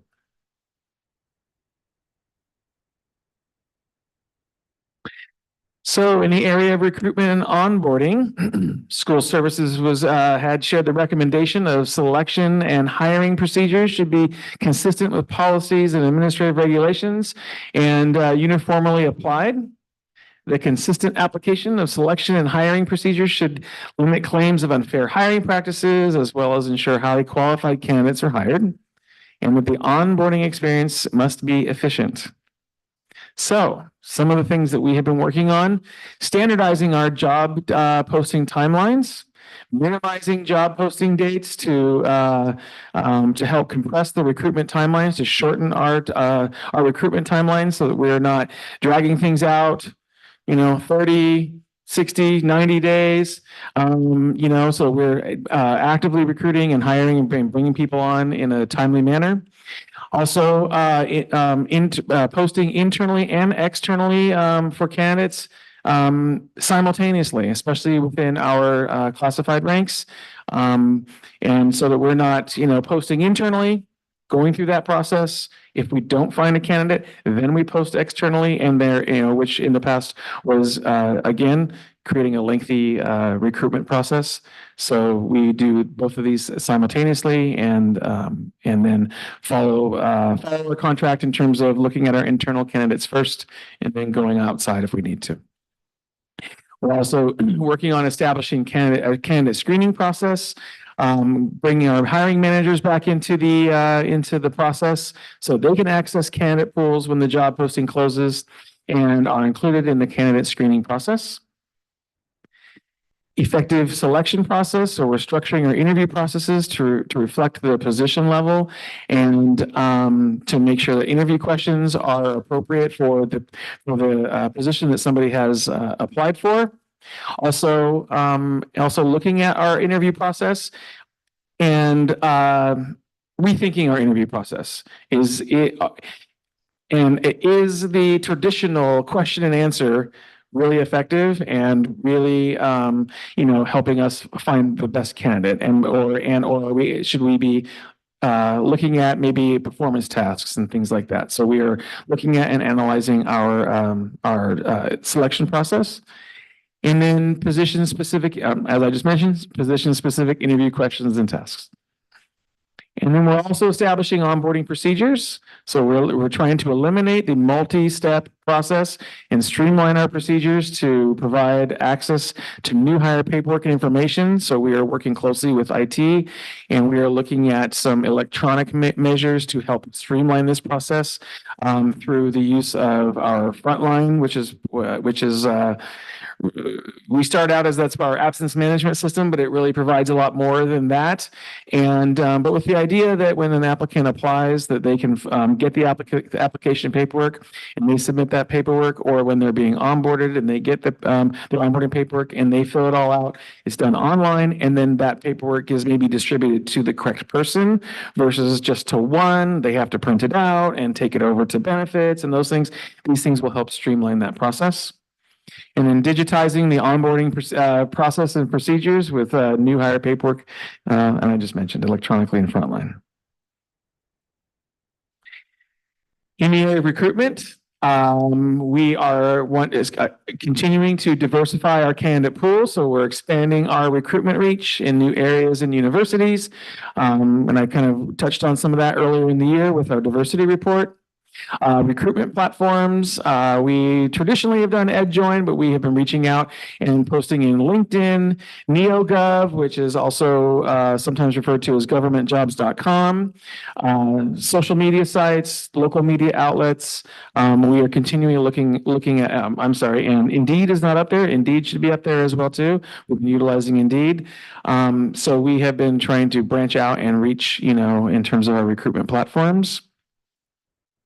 And then make positions more attractive to our candidates so that we can attract, whether it's classified, entry-level positions, management-level positions, whatever it might be. But just some of the examples we've done. We have a temporary MOU in place right now where we have increased our SSA hours. We've increased our certificated substitute salary schedule. We're continually working to evaluate and possibly eliminate or revise any pre-employment assessments to align with our positions. There are some pre-employment assessments that we need to have in place that are mandated by federal or state law. Specifically like in the area of special education support staff or things like that, areas like that. And we're also looking at eliminating or revising our practical exams to align with our positions and their specialty. And in the area of onboarding, we are working to make a more efficient onboarding process, candidate notification, be in touch with our candidates within 48 hours. I just mentioned digitizing our application and onboarding process through Frontline. We are also working to bring in-house the TB screening and testing, which we normally have to send people out to, which we find that we lose a lot of candidates in that area because they'll go to the clinic and they find that there's a long wait and they said they're going to go back another day and it just never happens. And so we're going to be bringing the TB screening and testing in-house.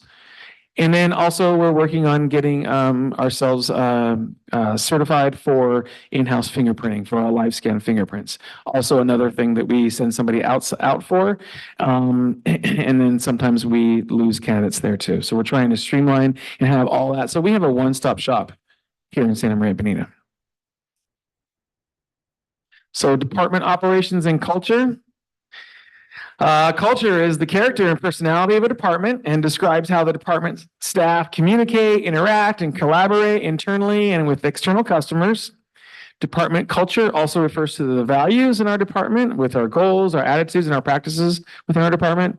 And it's also a critical component of the experience of the staff within the department and the customers who receive the services from our department. We are a customer-oriented department.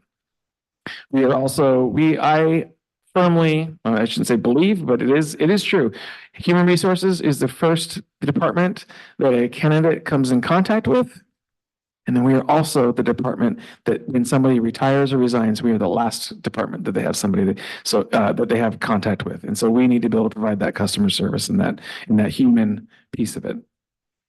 So some of the things that we've done just personally within our own department is we've come together more as a team, and I like to refer to us as a team or a family. We've had our own personal holiday gatherings and birthday celebrations. One of our staff members in our department put together a Pie Day event just for March 14th. And then we also have like special achievements, and we recognize our team for special achievements and shout outs and things like that too. You can see we were at a workshop for our holiday party or our holiday gathering. Excuse me. But within the department, we are in terms of customer service. We believe that we should be providing premier customer service, and that people should have accessibility to our department and our HR staff, and that is a continuous process that we are working on. We are holding weekly department meetings with a team agenda where everybody shares or everybody has input into what the agenda and their topics are during our department meetings. And we also hold office hours, so so that they can come in and talk to me, without being in front of the large group, let's say, of our whole department. Also working relationships with our other departments, working closely with teaching and learning, special education, our clerical and office staff, project clerks, our migrant education department, maintenance and operations. We really have been trying to work with each of those other areas as well too, as some examples. And then Andre Alvarez, Patricia Zepeda, and myself, we have been out at visiting. One of the big things we wanted to do this year is make sure that we get out to school sites, especially being all three of us really being new. Andrea new to the department and everything, but with Patricia and I being new, it was very important that, you know, that we get out and we're out visiting school sites. And so we have made a goal to visit each school site at least twice throughout the year. I don't know if we're going to make that goal for every single school site, but we will have made a goal. We will have made it so that we've been able to visit each school site at least once. And next year, we're looking to be able to bring some of our HR team with us. So some of our recruiters, so they can get out to the school site, because not everybody in our department has worked at the school site. And I think it's really important that they see that our school sites, our office staff, our teachers, our administrators, they see us and we see them. And then we know. I know when I first went over to came over to the district office when I became director, there were people that I knew by name and maybe a voice, because I'd only, but if they walked in front of me, I would never seen them in person. And I finally was able to put a face to a name when I got over to the district office. And I think this is one way to be able to do that and make that human connection. So that's one of the goals we're setting for ourselves next year. We won't be shutting down HR each time. We'll be taking a few people at a time. And then additionally, systems and procedures. I kind of mentioned and touched on some of these already, weekly department meetings. And the purpose of those is to, ensure that our team has information, necessary information to do their job, and they're up to date on things, provide opportunities for our department to collaborate. We're working on removing of hiring barriers. I kind of shared about our pre-employment assessments, and then, around our areas of recruitment, and then the technological systems such as Frontline to automate and make things more efficient. And we're also working with one area we're also we've been working on in a couple of different departments, but collaboratively with, is looking at our statement of need process and how can we make that more efficient. The statement of need is when there is a vacancy or something opens up at a school site, somebody moves, or that position becomes open at a school site. A statement of need is a way for us to track that need for that position or that position to be filled.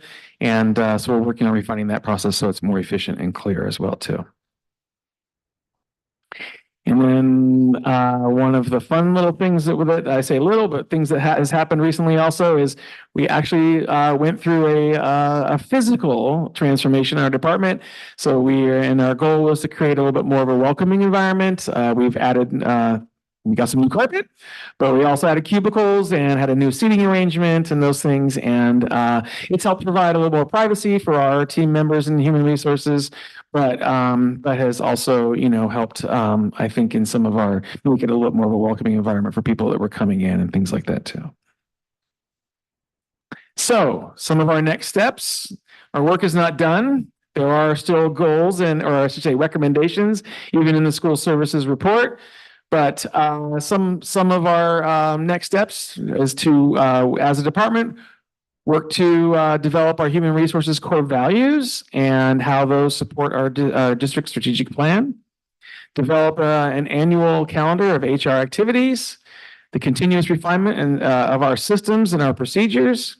I mentioned earlier, updating our human resources page on the website. Refine our EWR, statement of need process. Continue professional development for our team within human resources, so they're update on things like leaves or benefits or things in that area. One larger task that we are going to embark on in the future as one of our goals is creating department desk manuals. So when there is turnover, that there is some written procedures and documentation around what each desk, does and handles, and allows for some cross-training and procedure documentation. Communication of procedures so that, within Santa Maria Bonita and the public, so people know what our procedures are, and analysis and updating our outdated job descriptions. We have job descriptions dated older than even, I'm sure, or I know, but I was looking at this recently, as old as 2010, and that is the most current job description we have. So, so that is another one of our goals and next steps. And of course, and more. So with that, and before I go to questions, I do just absolutely want to recognize our HR team. I am so proud of our human resources team and the amount of growth mindset that they have had, where some of our team members have moved desks, we have shifted them, and they have changed their work, and they have had to learn new things. And I just, and the coming together and the unity that's in our department right now, I feel that we're growing. And with the addition of our coordinator and our director, and the support from our other departments and things, I just am extremely proud of our department. We have work to do. It's a continuous process, but I'm really proud of where we've come so far. So with all that, any questions? Thank you very much, Mr. Bland. Any questions or comments from the board? Can you please go back to page 8, I believe it is?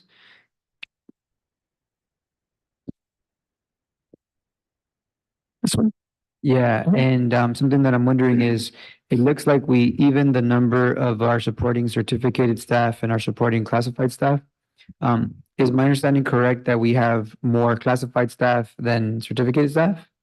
We do. So a lot more, I'm assuming, right? Yeah. And so is there a reason why that number is like the same, as opposed to perhaps more for our classified staff since there's more staff to support? Or what's the rationale behind that? It is because some in the certificate side, some of that work is more intricate. What's the word I'll just say more complicated sometimes and that kind of thing. We also looked at, and some of our recruitments in our classified area while there are a lot of different classifications that could be recruitments, we're not always hiring in those areas. And the work and the onboarding and recruitment process that goes with our certificated staff requires so much more work in terms of credentials and all that we needed to make sure we are providing a more equitable level of support for our certificated staff as along with our classified staff. And you had mentioned that right now, I think classified substitutes are difficult to come by. Is that correct? We don't really have any because I don't know that we have been recruiting for or actively recruiting for them, at least in my understanding from the information that I have, or at least coming out of COVID. So our goal is to start recruiting for those and build that. And since I have been here, we have not been actively recruiting for that. And that is the purpose of bringing on, the additional person, our additional personnel clerk 1, to build that process and to get that process moving. So when that happens, if one of our classified folks are out, essentially there's kind of like a stoppage or like of that task for now because of that lack of substitutes? There's a lot of shuffling of staff. So I'll use special education, for example. We've worked very closely with Eric and his team, but I know inside special ed, when they have a BSA that is out, we don't have subs for BSA. So they are shuffling staff around at a school site or within school sites. And because we just don't have substitutes for that. So we want to be able to try and, recruit and hire subs so that we can, hopefully provide subs in that area, when possible. Excellent. And I wanted to also just say that I appreciate the part where you talked about rethinking the interview process. It seems like that's been the format for so many years, right? The Q&A, we know some folks can interview quite well and then not necessarily handle the task at hand. So I do appreciate how you talked about performance tasks and how we can be more innovative in how we interview, making sure that we check references thoroughly and continue to talk to, if they're internal staff or even externally, talking to the people that they've worked under or worked above or worked for or laterally as well, right? To make sure that, we're continuing to bring the best of the best, for our students. Absolutely. So I really appreciate that innovative thinking. I also appreciated hearing about the one-stop shop nature for our TB testing as well as for fingerprinting. I think that's really great. So it helps speed things along, right? So, minimizing all the bureaucratic steps that need to take place. So that's really wonderful news. And then, can you please define the acronym SSA that was on page 19? I'm not familiar with that. Student Safety Assistants. They're like our campus supervisors. Like, are those, so just on all of our campuses? Yeah, on all of our campuses. Supervision aides. Yeah, supervision aides. So. Got it. Thank you. And then lastly, I also want to appreciate how you talked about HR is the first folks that people in our community or people that will potentially work for C and last. So I really appreciate that emphasis on like high quality, interactions with those folks. So I'm looking forward to continuing to see that growth. And then lastly, are we continuing to consult with the organization SSC to kind of continue to help us in this area, or is that are we done with that support service?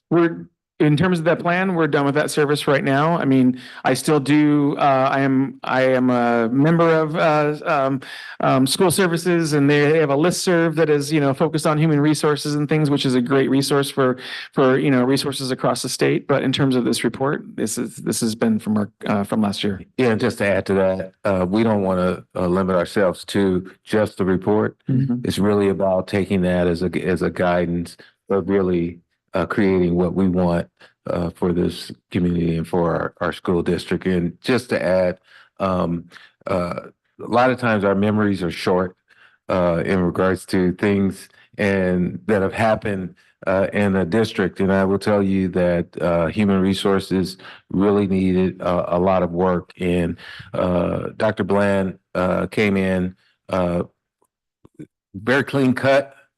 About a year ago, looked young. You looked about 20 years old, and now he is bearded and haggard looking. Just a couple more. Yeah, but he has done an outstanding job of putting systems and organization in place in HR. And like he mentioned, it's a new staff, or it's a new group. And he's done an outstanding job of getting that group going, HR on the map, and being a real jewel for SMBSD. So I appreciate that as we continue to improve our processes and human resources. No, not yet. We're allowed to have fun in our department too. We laugh.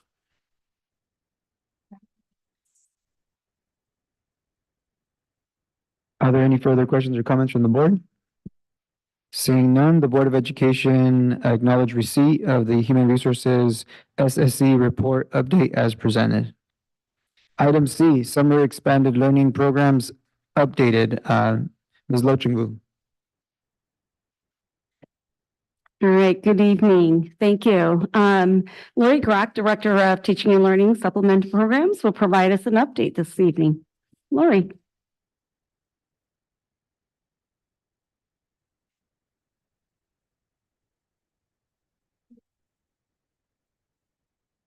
Good evening, board members, and thank you for having me this evening. This is an update on all of our summer program overviews. As you know, our summer programs are funded through the Expanded Learning Programs Grant, the Expanded Learning Opportunities Programs Grant. And so the intent of the legislature with that funding to school districts was that we create and expand our learning programs, that we focus on pupils, that we are driven by results, that we include our community partners, and that we complement but do not replicate the learning activities of the regular school day and regular school year. And so I'm excited to bring you our plans for summer. We took this mission to heart and really let it guide our decisions about how we structured our Camp Elevate 2024.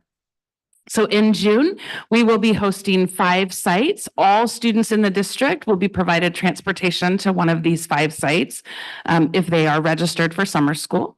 And so our sites are Taylor, Liberty, Libin, Tommy Kuntz Junior High School, and Jimenez will be a standalone DLI program.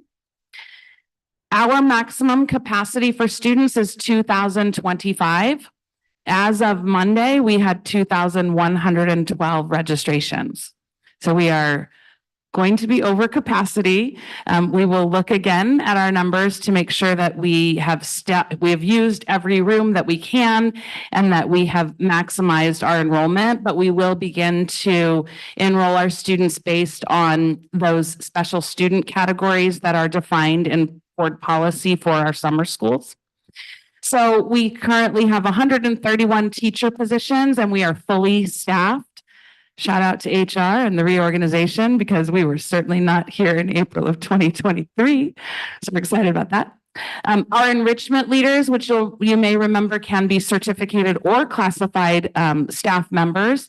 We have 58 positions available and currently all but 5 are staffed. We are supplementing those enrichment leaders with 4 contracts with service providers in our area. We have 89 other staff members, including administrators, office, and classified on campus, and only 6 vacancies remain in that area. And then in addition, we are employing 84 bilingual instructional assistants and currently only have 7 of those to fill. So we're super excited at the level of support that we are giving our students this year and the fact that we are well ahead of where we were last year in the planning and staffing for these programs. This year, based on feedback, we will continue to offer field trips and guest presenters. The way that we do this is we offer field trips to our even numbered grades and guest presenters to our odd numbered grades because we were having trouble finding enough buses for field trips for everyone. So we sort of have this idea that we have field trips offsite and field trips right there at your school. And so you can see we'll be taking the kinders to the Discovery Museum, the 2nd graders to Allen Hancock for a dance performance, the 4th graders to the landfill for a tour and an ecological lesson. And then our 6, 7, 8 will be going on a Hancock campus tour. And then we'll be bringing in the library bookmobile, NG, which is our solar energy company that we contracted for the solar panels. Part of that contract was that they offered us classroom lessons and in partnership. And so we were like, heck yeah, you're coming to 1st grade. So we're excited about that. We're going to build little solar ovens and cook some cookies. The fire department is coming, Zoo to You is coming, and then the Allen Hancock College student ambassadors. In addition to our June program, we also are hosting site summer bridge programs. These are programs offered the week before school begins in August to our incoming kinder through 2nd grade. Currently, we have 4 sites who have indicated interest and have started planning, and we can host more if we have administrators who would like to. We also continue our Where Everybody Belongs or WEB program, which is the orientation for incoming 7th graders led by 8th grade student leaders. So we'll be hosting that. It's usually 2 days of planning with the 8th grade presenters and then 1 or 2 days with the 7th grade incoming. And so those days will be designated during that week of August 5th through 9th as well, the week before school starts. And then we continue to offer offsite programs in partnership with our local community. So the Boys and Girls Club will be hosting 2 summer programs at 2 locations.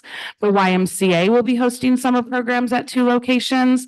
We are in negotiations with PCPA to fully fund our Santa Maria Bonita junior high students to participate in the PCPA summer camps at no cost to the students and families.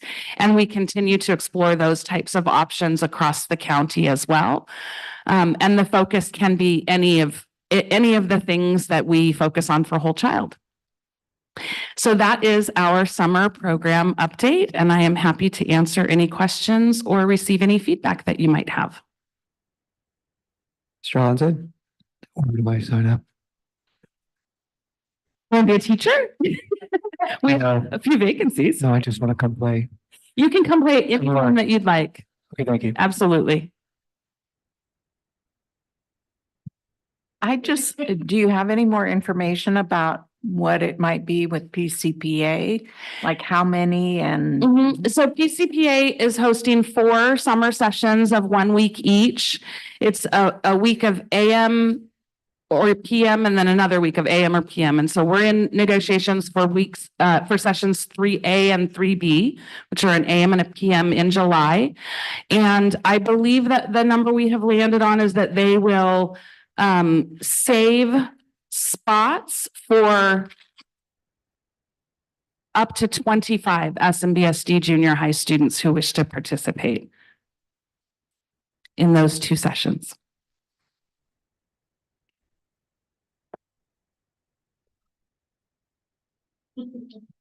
And how will that information be disseminated or? As soon as we have landed all the details, we'll create a flyer and we will distribute it at all of the junior highs. We will focus specifically on those students in VAPA elective classes, but we will also provide the information to all of the counselors and distribute it to parents through Parent Square. And then as well as PCPA doing their own publicity, and they actually re-engineered their registration form to include a question, are you an SMBSD student and what school do you go to, so that we could find them and get them.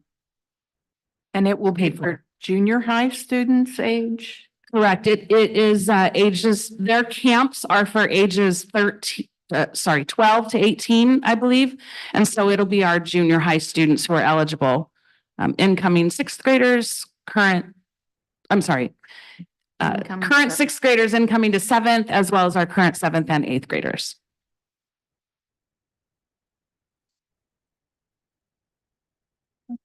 Other questions or comments from the board? Sounds exciting. You had mentioned that we're going to contract with 4 different service groups. Were those the YMCA, the PCPA? Is that the ones that you were talking about, or were they separate organizations? Correct. So the PCPA has 2 locations. Not the PCPA, the YMCA. It's alphabet soup up here. The YMCA is offering summer camps at 2 locations. One location is their permanent facility. The other is the Foursquare Church next to Bruce School, so that our families can walk to it. So they have rented that space for the summer. So those are their 2 locations. And then the Boys and Girls Club at Railroad and at Evans Park. And you mentioned that we're pretty much at capacity for 2025 spots. Is that correct? Is that based on the classroom space, or what is that based on? So we started by working with M&O to find out which sites we would actually have access to, given the large scope of summer work that's happening with facilities improvements. So we have the 5 sites that are available to us for the summer. And then we did an audit of how many classrooms they have available for our students. And then we multiplied that by the maximum capacity based on funding requirements. And that's how we figured out our maximum enrollment. And so since we're at the max, do we have any ability to expand the offerings, or is there nothing we can do about that since there's such a high request for them? Yeah, so for this summer, we are as extended as we can be. Our goal always still is to find more sites for summer. We would love to have 1 elementary per cluster and 2 junior highs. So we'll continue to work with M&O in future years, but for this year, we are pretty limited to the 5 sites that we have. And do you all keep sort of like a waiting list so that if some students can no longer show up, or if they have to leave, the state or the country for whatever reason, do we have a system in place for that? We do. So once we finish enrollment, we actually are still in open enrollment. We haven't, turned it off yet. Once we finish enrollment, which I believe is the 10th, is May 10th, then we will take all of the students who have been registered for summer school, and we will figure out which of them fit any of our specific demographic tags. We'll enroll them first with priority, and then enroll according to the date we received the enrollment. And then we'll have a waiting list as well. So if a parent calls and says, my plans changed, I'm not coming to summer school, we would drop that student and move the next student in. And we'll be letting parents know mid-May to confirm that they are enrolled and have a spot, or to let them know that they're on the wait list. Thank you very much. Seeing no further questions or comments from the board, the Board of Education acknowledge receipt of the summer expanded learning programs updated as presented. Item 13, new business. Are there any new business requests from the board? Mr. Hollinshead? Yes, sir. Mr. Valencia, I wrote some of these down so that I would state them as succinctly, but also inclusively as I can. So with respect to the bargaining process that's ongoing with SME, I would like to know if the board, if the rest of you would like to hear about our physical education implementation and plans in the district, including current and proposed use of our physical educators, and from where and how, or what sources and how they are reimbursed. Could you clarify that one more time for me, John?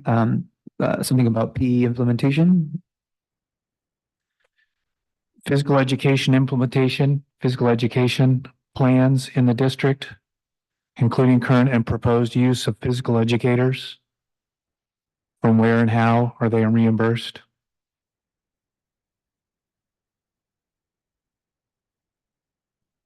And then additionally,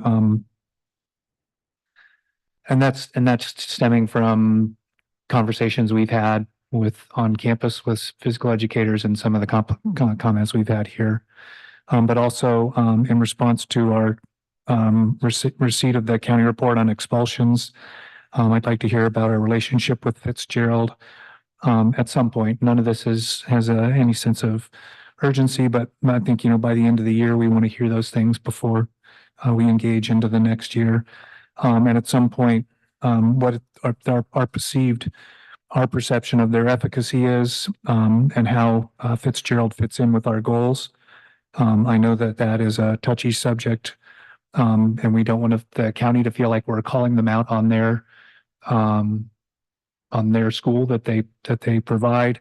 But at the same time, there were significant deficiencies identified earlier this year at Fitzgerald, and we did enter into a contract for a sizable amount of money. And so it'd be good to know how that contract was fulfilled and how many students were part of that.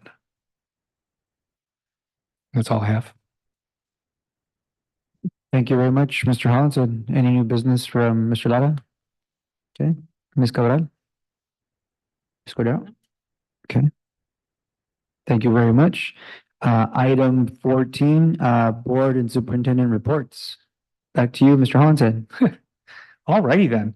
I guess as a complementary piece to what Ms. Grock was just presenting and you were asking about, and Ms. Cordero was asking about with PCPA, my compliments to Pioneer Valley High School and their drama department.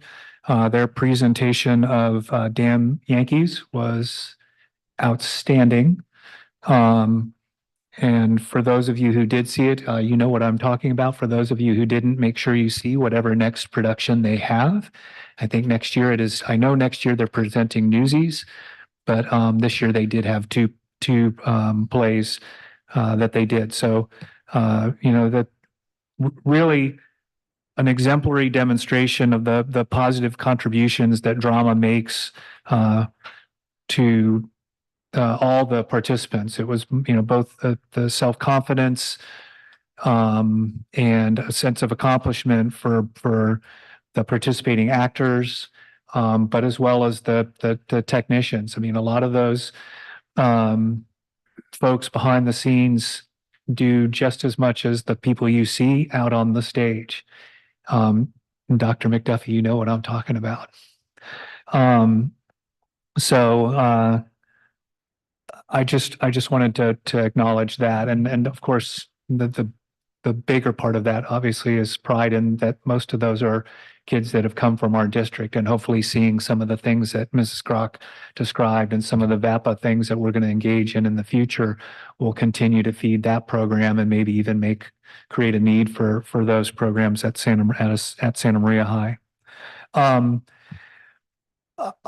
personally would like to thank Carlos Muerta for his dedicated professional service to Santa Maria Bonita School District children and families. He's truly been an example of service love. I believe he's made a lasting impression and set a positive direction in the culture of food services, and I wish him and his family well in the future. Yeah,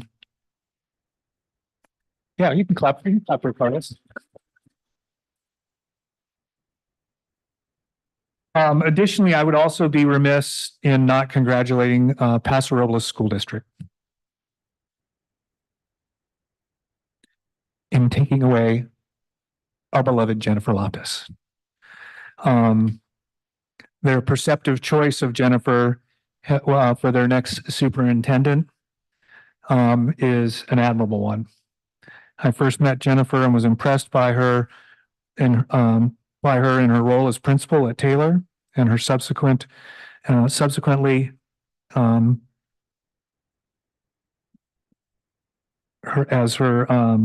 ascendance through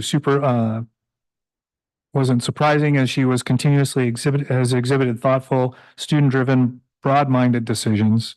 Most importantly, she has exemplified compassionate leadership in each role she has assumed, and that's all roles because she has assumed many, both delineated and undelineated.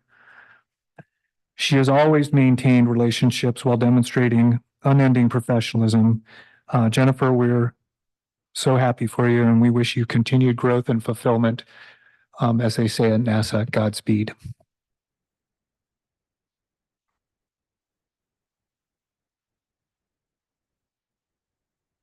Thank you very much, Mr. Hollinshead. Mr. Lara. Ms. Cordero.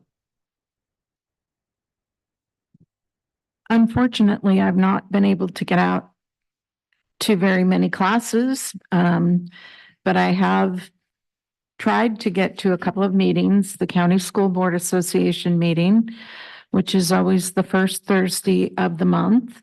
And it's always interesting to hear what is going on in other parts of the county.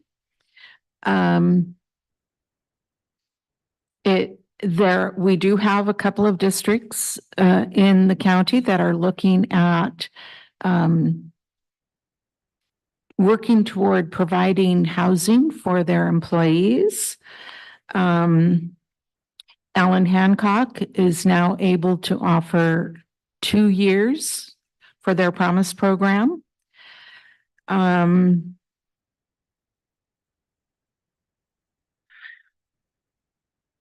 The annual dinner is actually tonight, but we had a board meeting, so we're not there.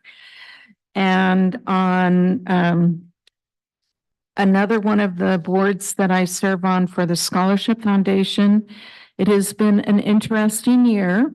And while our students have not directly felt the impact of the change in the FAFSA application, it has caused significant delays in notification to students for whether they have been admitted to four-year colleges. Because of those delays, our interview process for high school seniors was eliminated, and all of the decisions were made simply based on the paperwork because of the FAFSA situation. But I do want to encourage us as part of the preparation process for those future students that there is a celebration every year. It's generally last or nearly the last. This year it will be on May 22nd at Hancock, celebrating the awarding of scholarships to students. There's a North County celebration and a South County one. A few statistics. There was this year a 30% increase in applicants. 1,167 seniors were eligible for funding, and their notification is going to go out Friday. So I got involved with the Scholarship Foundation just simply as, in March, you take a day or two and you go to a school site and you review the applications and then have an interview type conversation with students. And it was always so rewarding, to hear what their goals are, what has motivated them, what keeps them motivated, and, what they want to do with their future. So I'm really have missed that part when we were doing it via Zoom. It's just not quite the same.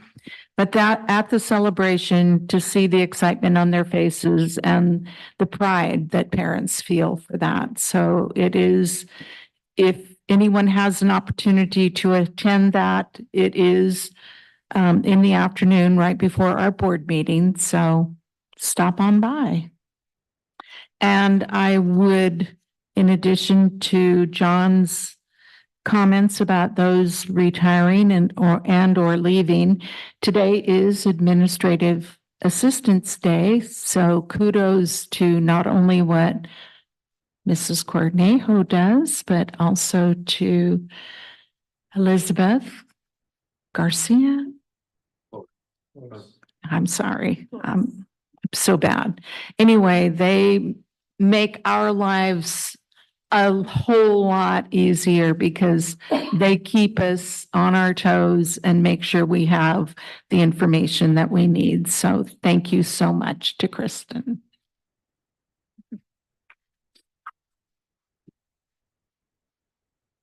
I noticed Dr. McDuffie clapping real quick when that was mentioned. So thank you very much, Ms. Cordero. One of the things that I noticed recently was the California Department of Education has many special recognitions during the month of April. And among them is Arab American Heritage Month. And that's definitely something that I would like to add to our calendar for the future. I've spoken with Dr. McDuffie about that. And this is, I have students in my at San High School where I work at, students that are Arab American, and they have different cultural traditions, right? That I think are really beautiful. Language, it's really wonderful to hear languages like Arabic, spoken in our community. But I also know that there's unfortunately stereotypes that exist. And so that's why I think it's so important to take time to learn that history, learn that culture. There are many businesses in our community, right, that are owned by Arab Americans.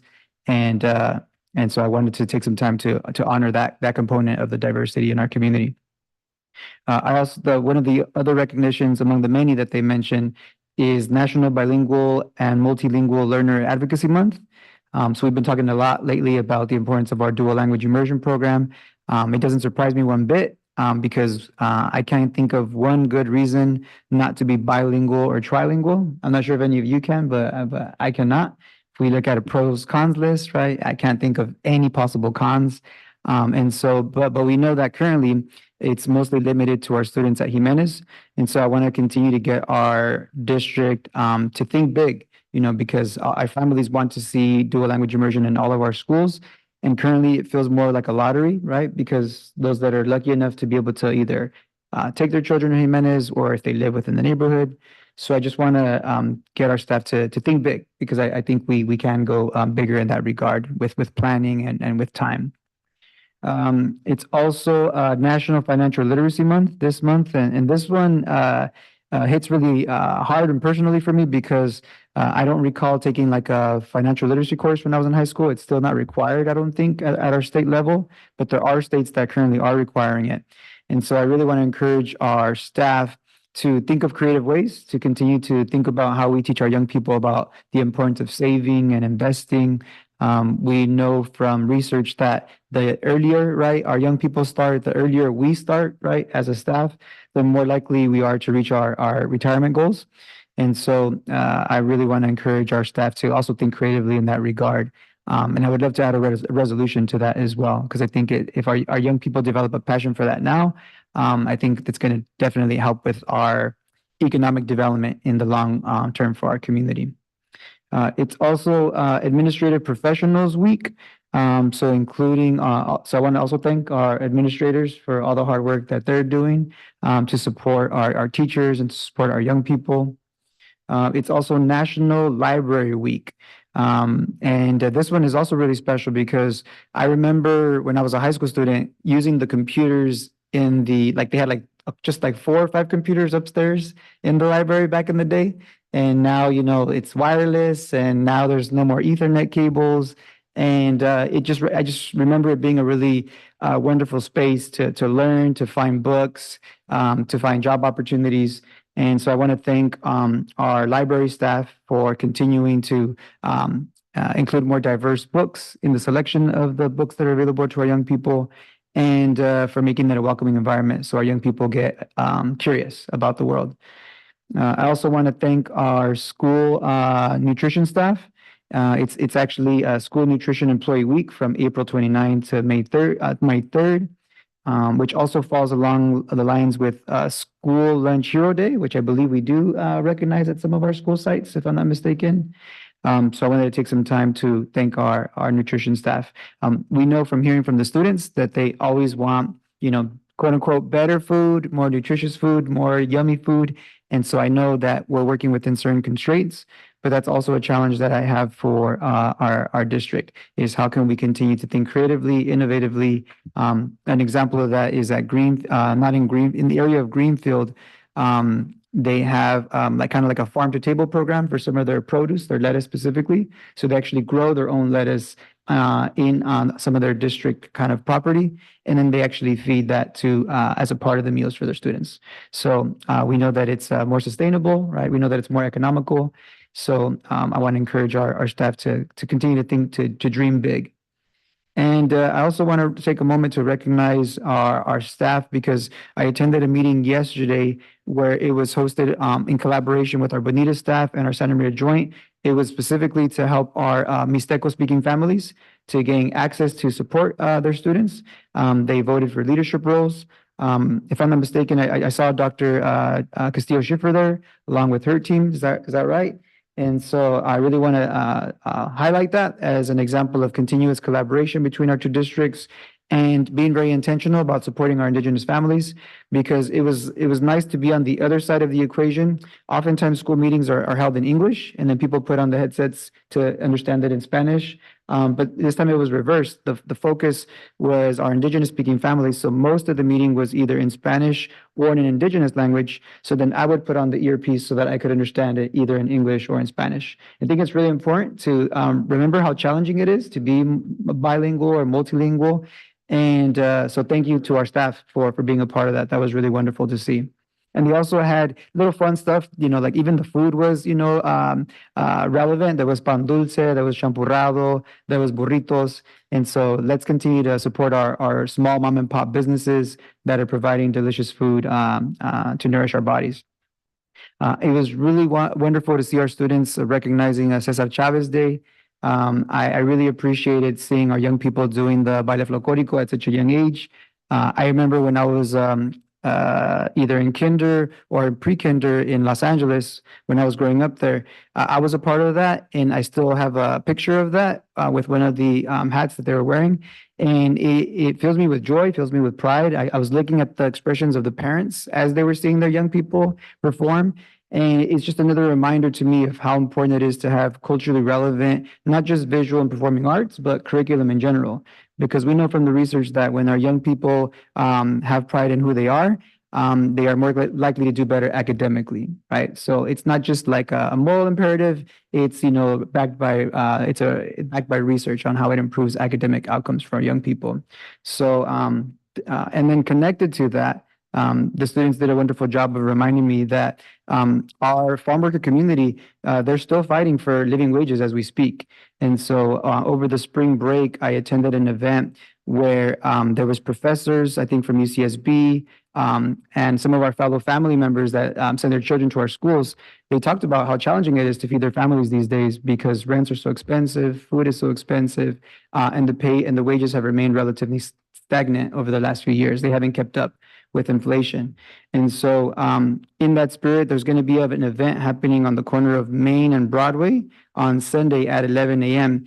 And it's meant to be in support of helping our farm worker families have a living wage so that they too can afford to live in Santa Maria. Because if things keep going the way they're going, more of our folks are going to be leaving to try to find more affordable places to live. So thank you to all of our staff for all their wonderful work. And that concludes my comments. All right, thank you, President Valencia. Board, it's great to see you again after so long. We haven't seen each other since before spring break and in March, right? Yes, before that as well. First, I'd like to say that I feel like a very bad husband. I forgot today was Administrative Assistance Day. Until one of my board members reminded me.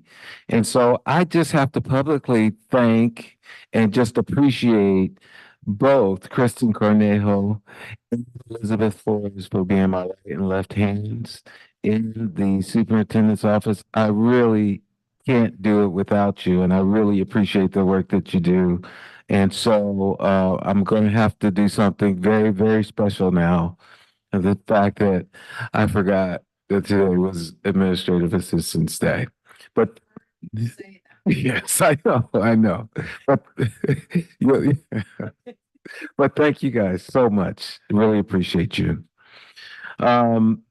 A lot has happened since our last board meeting. I'll just say quickly that we had representatives from the district joining Santa Maria City, representatives and community members at our fentanyl awareness presentation sponsored by Santa Maria Police Department and held at Allen Hancock College. Though we may not acknowledge it, may not want to acknowledge it, the impacts of fentanyl and definitely being felt within our community and impacting families.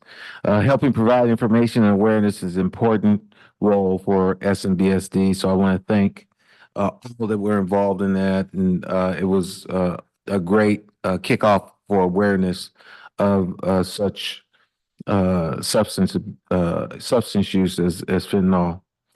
As you can see by my fashion accessory here, I had shoulder surgery at the end of spring break, and surgery went well. I'm getting comfortable, but I'd just like to thank, as I was recovering over the past couple of weeks, I was thinking about, what's going on with the bond, or what's happening with things going on at some of our school sites, and I would even think about emailing and calling, and when I look at my email, things were already being done.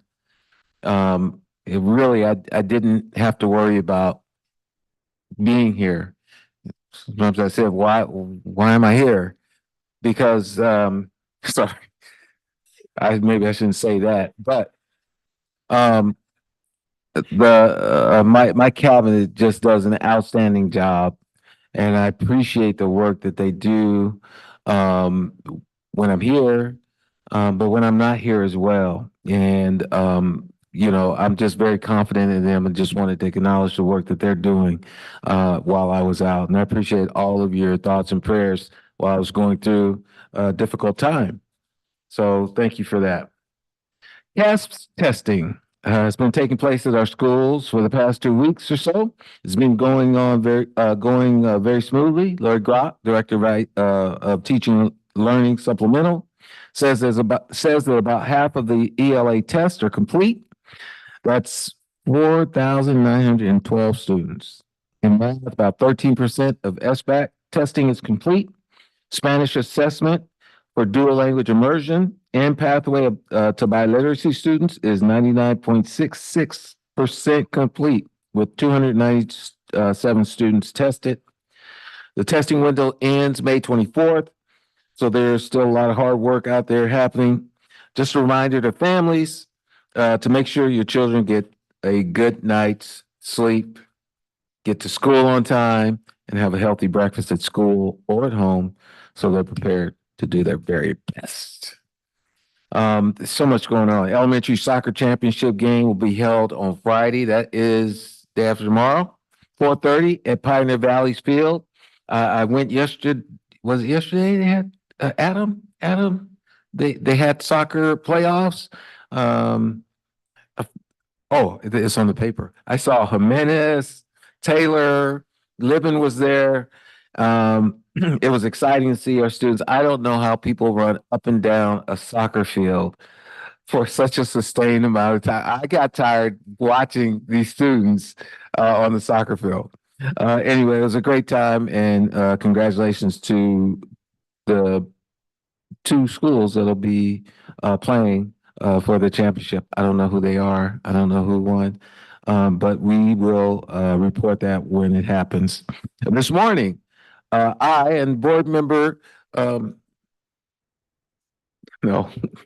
Laura. Thank you, board member Laura. We were at Ariana's Junior High School, 7th, 8th grade AVID class was there presenting on social issues that impact teens. It was well done. One group presented on substance use, and the other on racism amongst teens and in our society. Two heavy duty topics that they conducted surveys. Two heavy duty topics where they conducted surveys, collected research, presented findings. Just well done. I want to thank teacher Ms. Danowitz for inviting me to see the work that they've done. The students were professional and provided suggestions on how to deal with some of the social issues that they have to deal with. And so it's just very well done, and I appreciate being invited. I'd like to also shout out to Carlos Muerta in the back for all the work that you do here at Santa Maria Bonita School District. I know when I first got here, we would we do takeout for food for the board, and it becomes very kind of cumbersome to have that. And Carlos was very flexible and just able to provide us with a meal. And one of the things we thought, say we need to really experience what our students experience as far as school nutrition and school food. And Carlos, I appreciate the work that you put into it. You may not always hear about it, but the food is delish. But most of it. But delish, and we appreciate you very much. So I'd also like to congratulate our own Jennifer Loftus, who will officially be joining Paso Robles School District as their superintendent. She is the executive director of educational services and was selected April 16th officially as the superintendent. She'll begin in July 1st. I'm just extremely confident that Jennifer will excel as Paso's superintendent. We're very proud of her and the work that she's done here at Santa Maria Bonita School District, and know she takes with her an enormous amount of skill, passion, and compassion for children and families. And so I just want to thank you very much for the work that you've done and the assistance you provided to me as well, Jennifer. So, and you have my number. So right? So congratulations once again. And then finally, this afternoon at El Camino High School, or gosh. At El Camino Junior High, I was able to introduce the staff. We had staff meeting and introduce Dr. Rios and his student scholar team to staff. They ascended upon El Camino this morning to meet with and work with El Camino's most at-promise students and also provide inspiration and practical strategies to assist staff in creating a more positive climate and culture at El Camino. Dr. Rios' team will also be providing a 90-minute workshop for El Camino parents as well.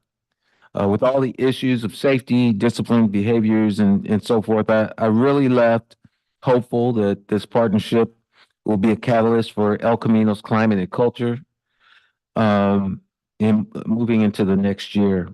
I want to thank the El Camino staff for their commitment, their diligence in working together for the benefit of all of our students. I want to thank Maiju for coordinating all of that and getting things in place to have this be a real good start for El Camino.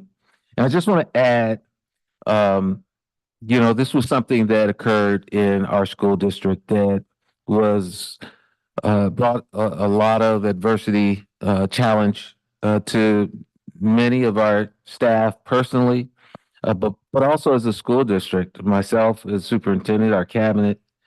And it's okay. We need to see it for what it is. And that it's an opportunity. It's always an opportunity for us to grow and do better. You may think that growth comes from, I don't know, good things, but they don't.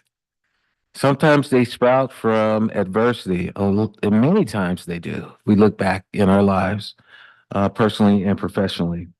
And so I will leave you today because I'm just so optimistic and I'm just so grateful for the work that everyone has done here in Santa Maria Bonita this year. But this is a quote from Maya Angelou.